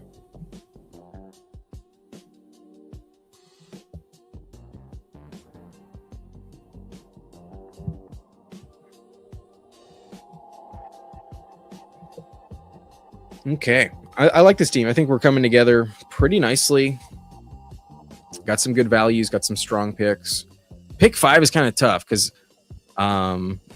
you got to be correct in your stance. Because unless you pull up Jamar Chase just to kind of chicken out of the responsibility of calling your shot, who is the quarterback 3, it's a little tricky. There's not as much room for error. It's a little easier to go a little bit later in the draft and get the right guy to fall to you. The decision just be out of your hands. But Jalen Hurts makes a lot of sense for QB3. Losing AJ Brown could be a problem, but he probably gets someone back in exchange that's pretty legit. And maybe he's just much better than last year without Kevin Patullo. Maybe Sean Mannion really delivers. Packers quarterback coach might be the answer for Jalen Hurts. But historically, he's the most reliable bet as QB3. Those rushing touchdowns are not going anywhere. The tush push has not been banned. So I'm good with Jalen Hurts at pick 5. You can go in other directions, though, and justify it. Got to do an all-day BBM drafting. I mean, I wish I could afford it, man. But it's not even June yet, and I'm about to hit my last 40% of site credit. I thought I would make it last a little longer than this, honestly. Ooh, I don't think I'm going to go Jaden Reed. Actually, maybe I do. Shit. Fuck it. I'll go Michael Penix, actually. It's been a while since I've invested a lot at quarterback. So, going to stop at 4. We take 4 in the first 10 rounds. And Michael Penix is also 11 spots past ADP, just like Geno Smith. We did get a good price on them. Got a good price on T-Law, 4 picks past ADP. Pulled up Jalen Hurts, though.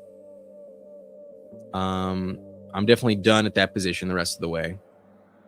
And maybe that's not the most envious position to be in. I was the second drafter to take my 4th quarterback, but somebody did it much more expensive with Tua at 91. Diesel right in front of me. He only has 1 running back. Holy shit. I do not envy him. Do not envy him at all. Who is it? Achan? No fucking way. It's the only one.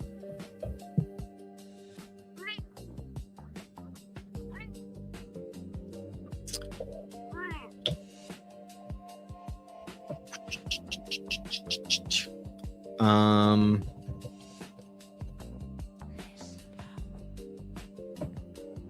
I kind of wanted Dobbins there. A really, really good fall. But maybe it makes sense not to take running back again. Receivers kind of thinning out. There's some issues with some of those other picks. I'm going to prevent the Justin Herbert drafter to get Quentin Johnston. I'll take Quentin Johnston, my wide receiver 3. I think I need a good one at that position, and I feel very safe with QJ these days. At the price tag, $125. I know it's Superflex, but damn, super Nice. affordable. I'm gonna hit the pipe.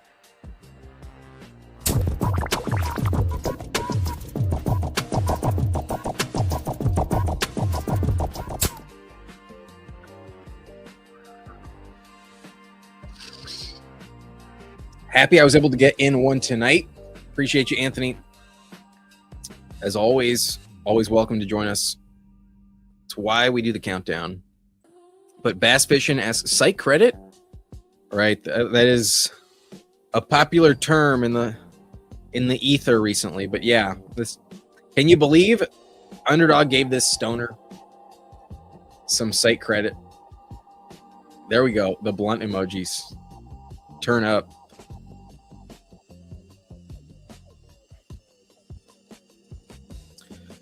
Castle says, don't take likely. LOL. I'll go on tilt and wreck this draft. Do you have Jackson Dart?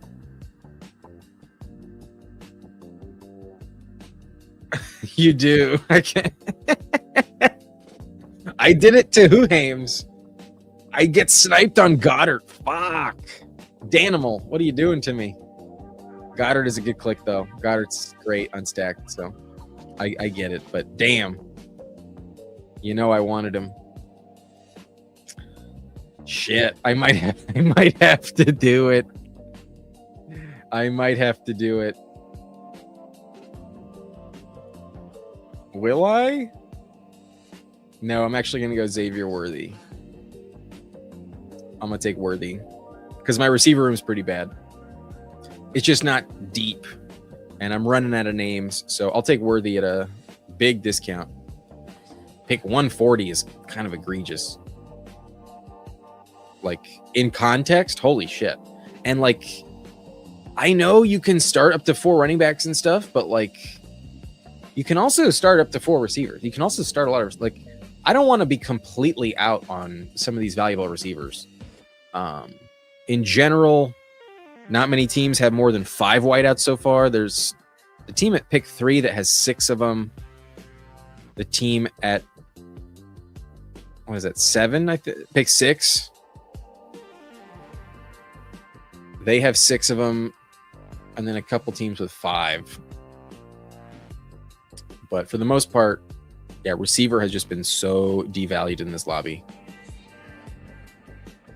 And it's interesting. At the 4-4-4-0 rocking right now. It's not too bad.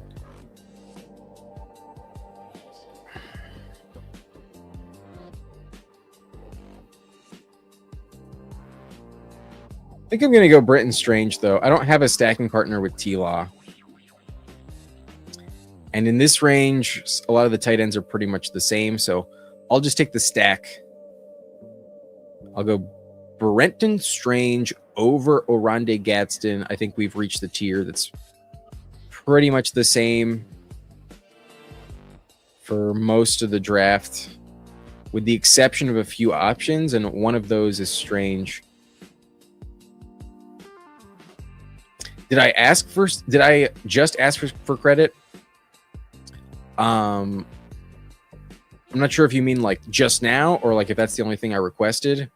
Last year we became an Underdog partner in September, and this year we re-upped the contract in February, and I only asked for an increase in site credit. Last year we started with 500. This year we got 2,500 for full transparency. And I'm coming up on, I just fell below 1,100 on my bankroll for the site credit. Sooner than I would have thought.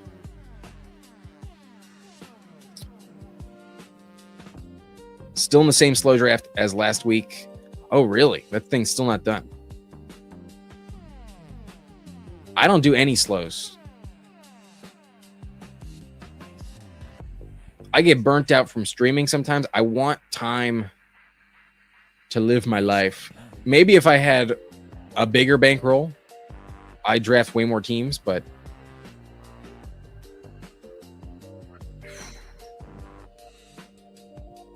got to make what I got last. Damn it! Almost got Gadsden at 164. That would have been fucking clutch. Nah, I'll take the snipe, the stack with Geno Smith. I'll go Omar Cooper as wide receiver 5. It's nice. I definitely appreciate it. I'm definitely grateful to have gotten it.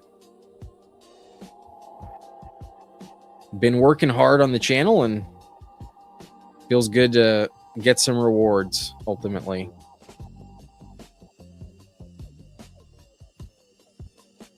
But 4-4-5-1 so far.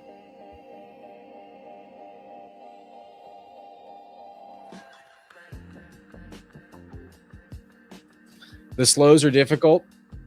Yeah, they're not my favorite. Not my favorite cup of tea.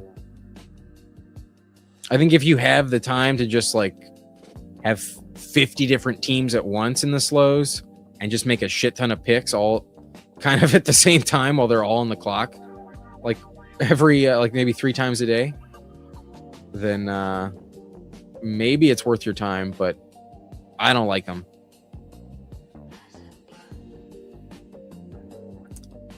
Okay, tight end is actually thinning out pretty quickly.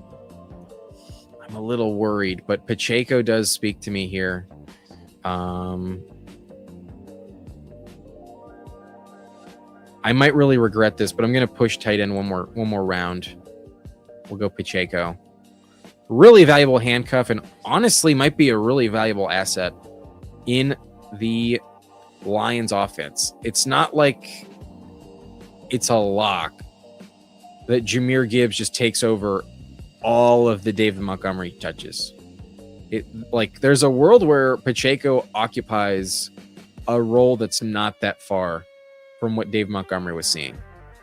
I don't think I'd bet on it to be like a 1-for-1, role switch. I definitely trust Gibbs. But I don't think it's egregious to assume that Pacheco still has like a 35% snap share.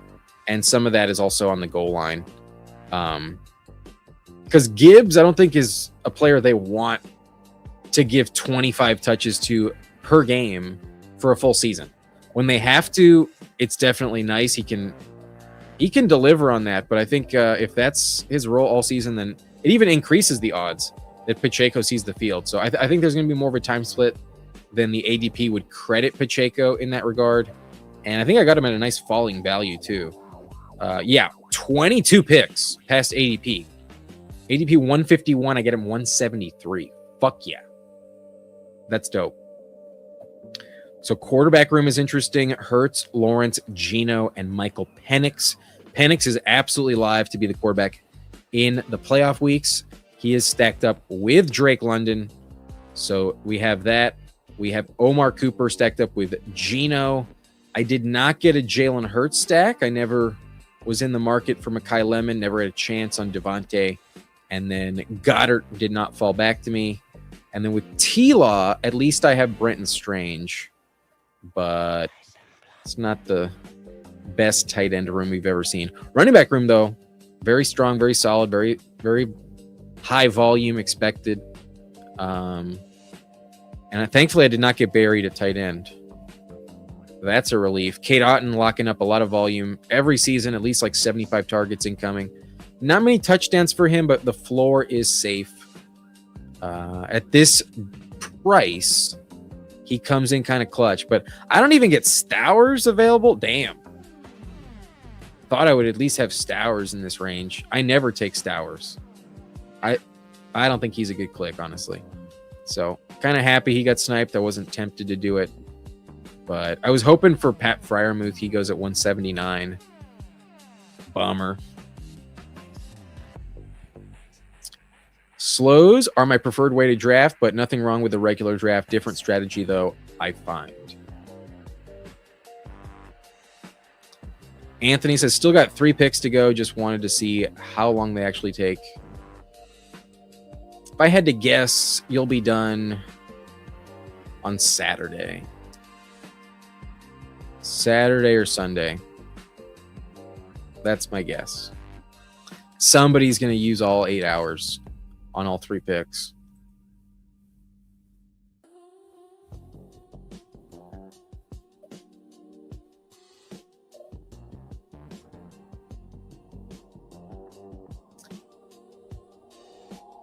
Back on the clock. I'm not in the market for quarterback. What's the tight end looking like?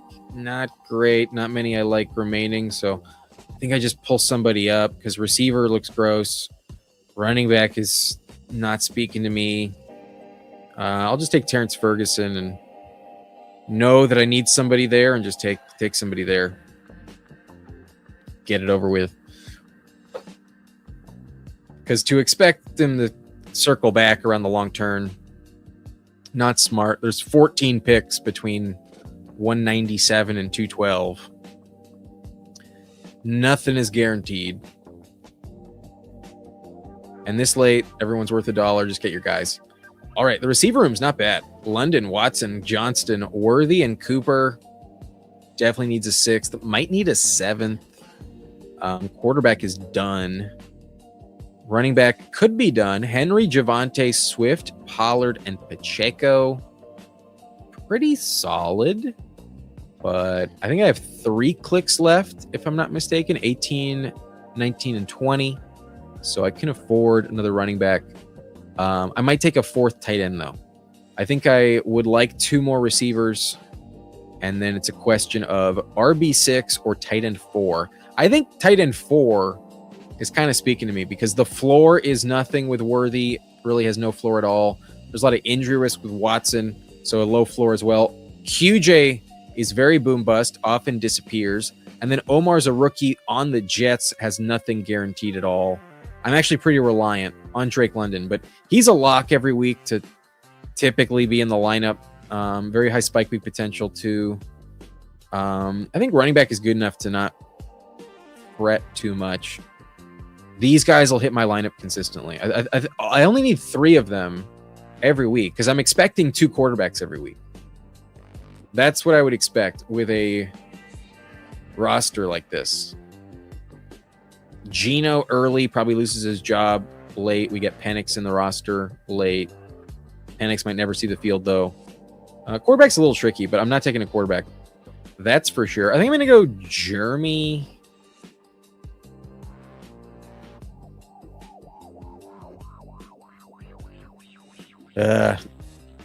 Actually, yeah, I'll go Jeremy. I think he's better than Branch.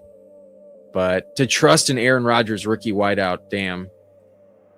Maybe I should have just taken Branch for the Falcons stack. But I have London. I don't need to worry about that too much. I want somebody to pair with London when he goes off.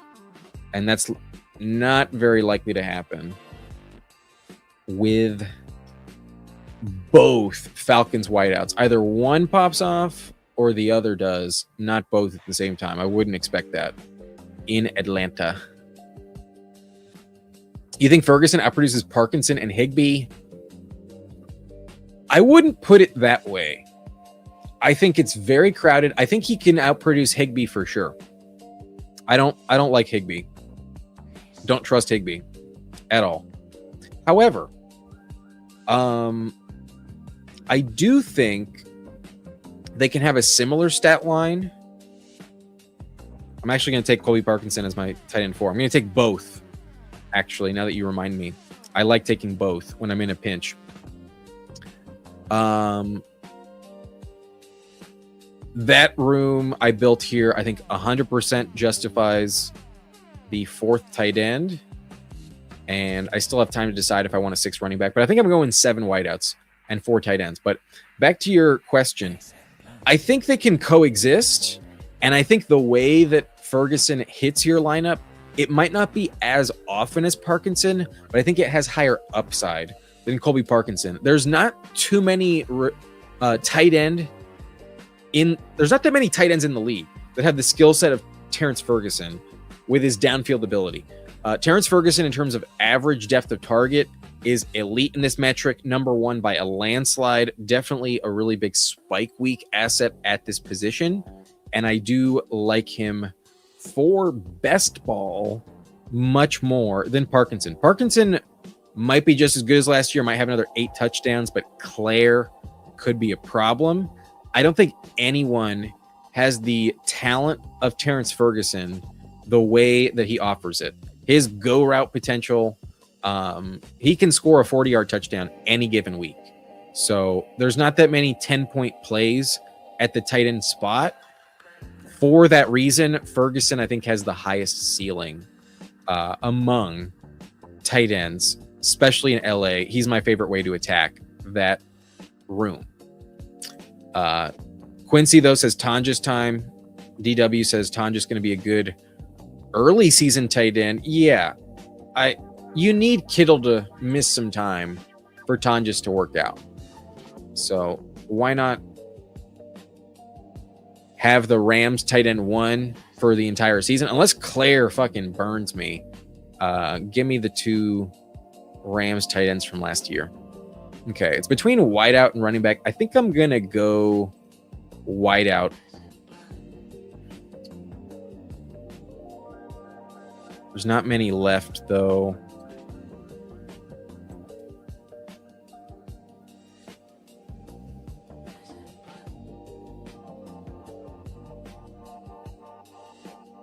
Not ideal. Actually, no, we go Surratt. Surratt has very high breakout potential in Baltimore, but he was also drafted behind Jacoby Lane, so it might be like it might remind us a lot of Chimeri DK versus Elika Yamanor last year, where they were both drafted in the 4th round. This time, Jacoby Lane went a full round ahead, and they were both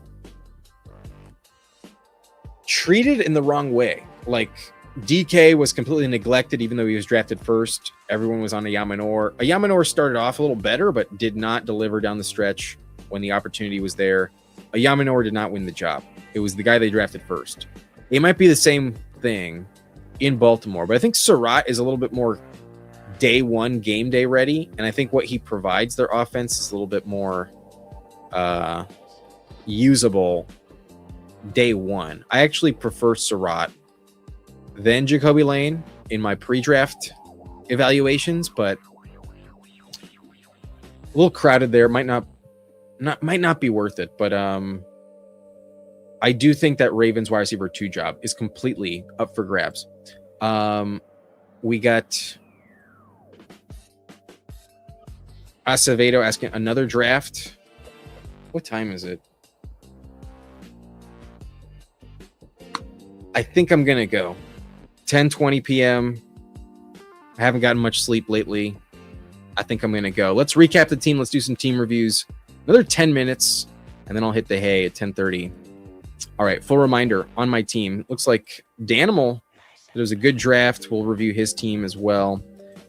Rockhard Castle says, somehow I managed to land this plane. We got a few teams to check out. Mine, one final reminder, 4-5-7-4 with Jalen Hurts, T-Law, Geno Smith, and Michael Penix. Not my favorite quarterback room, but 4 expected starters. Penix not too often, but we got a discount on him by 11 picks. Same with Geno. Don't take them too often.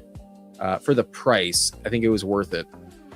Derrick Henry, Javonte Williams, DeAndre Swift, Tony Pollard are going to carry me. I like the running back room. And then Pacheco might be a super valuable handcuff running back. I think he's a good click. We also got him 22 spots past ADP. Excellent price at 173.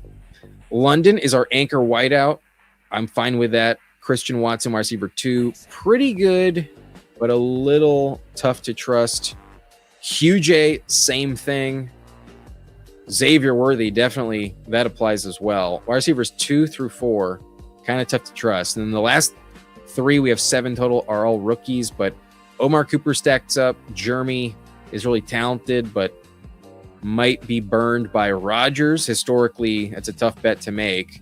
And then Elijah Surratt needs to beat out some competition, but could be the wide receiver 2 in Baltimore potentially. So I'm hopeful we have both of the Indiana receivers on this one, Cooper and Surratt, and then Jeremy. These 3 I was drafting kind of the most in the pre-draft contest. I drafted them a lot. I'll tell you that. I go 4 tight ends on this one. We wait for Strange as our first one, but we actually pull him up 11 spots just to get the stack going. Cade Otton kind of saves us for the sake of volume, but I was hoping for Freiermuth, honestly. And then we take 2 LA Rams tight ends because they're gonna ping pong and probably offer like 10 touchdowns on the season between the 2. I actually really like this strategy, especially in this format where tight end is more valuable. Tight end, you can start up to 3 any given week. You're probably going to lose if that's the case, but with 20 rounds, you can justify drafting 4 tight ends in the Superflex format. So we waited. I think it worked out. It's kind of a weakness, but I think it's still viable. And I would agree, Danimal. I think my team is solid. There's some player takes I'm not in love with. Like this quarterback room is tricky. I hope I picked right with Jalen Hurts as QB3, but we didn't end up stacking him up, and he's not someone you have to stack. So I think it worked out. I think it was a good click. Review Nez. We'll take a look at him as well. Wide receiver room worries me, but solid everywhere else. You need London and Watson to ball out. Yeah, the receiver room is a little thin, and I think I might have spent a little too much at quarterback in all honesty.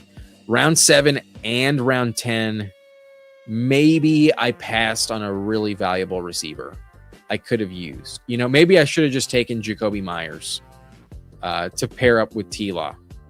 Maybe that's where this draft went wrong. If it went wrong. I'm not convinced it went wrong, though. I like the team. I think it's pretty solid. And London with Penix, could be the move. I don't hate it. But I do think pick 5 is a tough spot to be in, because we almost got a Jalen Hurts, Justin Herbert team. That would have been fucking elite. We did not get that. We have T-Law instead, but that's pretty good too. Anyways, we'll review in this order. We'll start with Nez. And because I'm getting a little tired, if I already reviewed your team in the last one, I'm not going to do it again. Only one team review for tonight, unless you have a membership. Nez had the 101, Josh Allen, Bo Nix, and Aaron Rodgers. Very solid. No complaints there. Genty, Kyron, Josh Jacobs, a lot of volume. Jalen Warren, I prefer Rico, but I don't think Rico was on the board. Yeah, Rico already went. Very fair. And then Brian Robinson as the 5th. So similar to my strategy, 5 total and 4 that you can pretty much trust. Reminds me of my squad, at least at that position. But Devontae Adams, DK Metcalf, Jacoby Myers, Michael Pittman, so a double Steelers combo. Shakir, Cooper Kupp, Ridley, Pat Bryant, Tyquan Thornton. So a lot of receivers, 9 of them on this one. No depth concerns, but no one that's truly elite either. Just got the double Pittsburgh combo. Shakir is stacked up too, but that's kind of a mid option. And this team kind of doesn't need him. These 4, most of them could be worthless, to be honest. Hunter Henry, TJ Hawkinson, Mike Gesicki. Not the best tight end room I've ever seen. So quarterback is good. Running back is good. Receiver just has a shit ton of names, so it's fine, but it's not like eye-popping. He even had to reach on Devontae Adams by 7 picks, but tight end isn't like exciting too much. Nice. This team's good. I wouldn't say it's like elite, but in Superflex, if you have Allen and 3 starters, you have an advantage. Having the 101, it's hard to have a bad team, but might have waited a little too long on receiver. If there is a flaw, it's at receiver. but there's just so many. It's like, how bad could it be? It's a very good team. Very good team. Might be flawed at wideout is the only problem. Rocco in here at pick 4. Let's take a look at pick 4. Jackson Dart, CJ Stroud, Mendoza. Kind of weak. Dart needs to stay healthy. Otherwise, if he does, I think it's fine. But if he doesn't, that'll be a bummer. Gibbs, Travis, Tootin, Rico is the 4th. Dobbins is the 5th. Jaden Blue is the 6th. You don't have to do it. I think it's the last round though. That's fine. CeeDee Lamb, Brian Thomas, Jaden Reed, Jaden Higgins, Jalen Coker, Trey Tucker, Tesla, and Branch. Pretty solid. Yeah, pretty legit. Nice anchor up top. Tight end with Isaiah Likely, David Njoku, and Darnell Washington. Pretty legit. Darnell might be pretty worthless though. In the Mike McCarthy system, I'm not convinced a second tight end will have any value. You need Freiermuth to go down. So maybe a wasted click, but right at the end, who cares? It is unstacked, however. Kind of weird.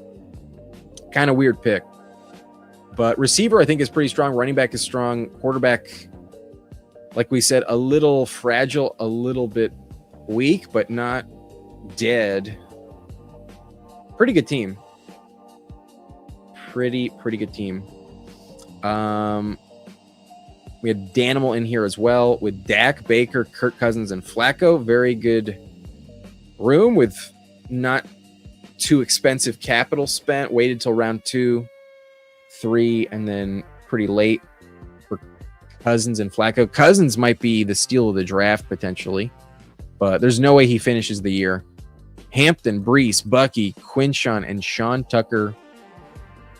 Very legit way to stop at 5, similar to my team, similar to Nez's team. I think this might be the way to go. It's good to have 6, but I think having 5 when it's built like this is pretty comfortable. Jamar, DJ Moore, Parker Washington, Diggs, McMillan, Debo, and Christian Kirk. So no bets on any rookies, but pretty solid. Jamar and DJ Moore feel great. You only have to start 2 in theory. So yeah, pretty good receiver room. The Diggs price is still fucking awesome. Damn, would have loved Diggs on my roster. Tight end with 4 of them. Laporta, Goddard, Chig, and Tonjes. No fear. I'm pissed that you took Goddard from me. You even reached on him too. Damn it, Danimal. Let me have something. ADP 143. I was at 140 and you took him 136. Bummer. But good team. Balanced. Good team. Dak does not have a stack, though. Dak is unstacked. Not the best. With Dak. Dak is someone I really like to have stacked up. But I think that's going to be it. I think that's everyone, and it's exactly 10:30. So I think we're done. I'll take one last rip from the pipe, and I think thank you. Thank you, Bo. Wish you gave me Goddard, but it's a good click. It's a really good click. I'm not bitter at all. Good job. I'll see y'all tomorrow, and yeah, peace out. One last hit from the pipe.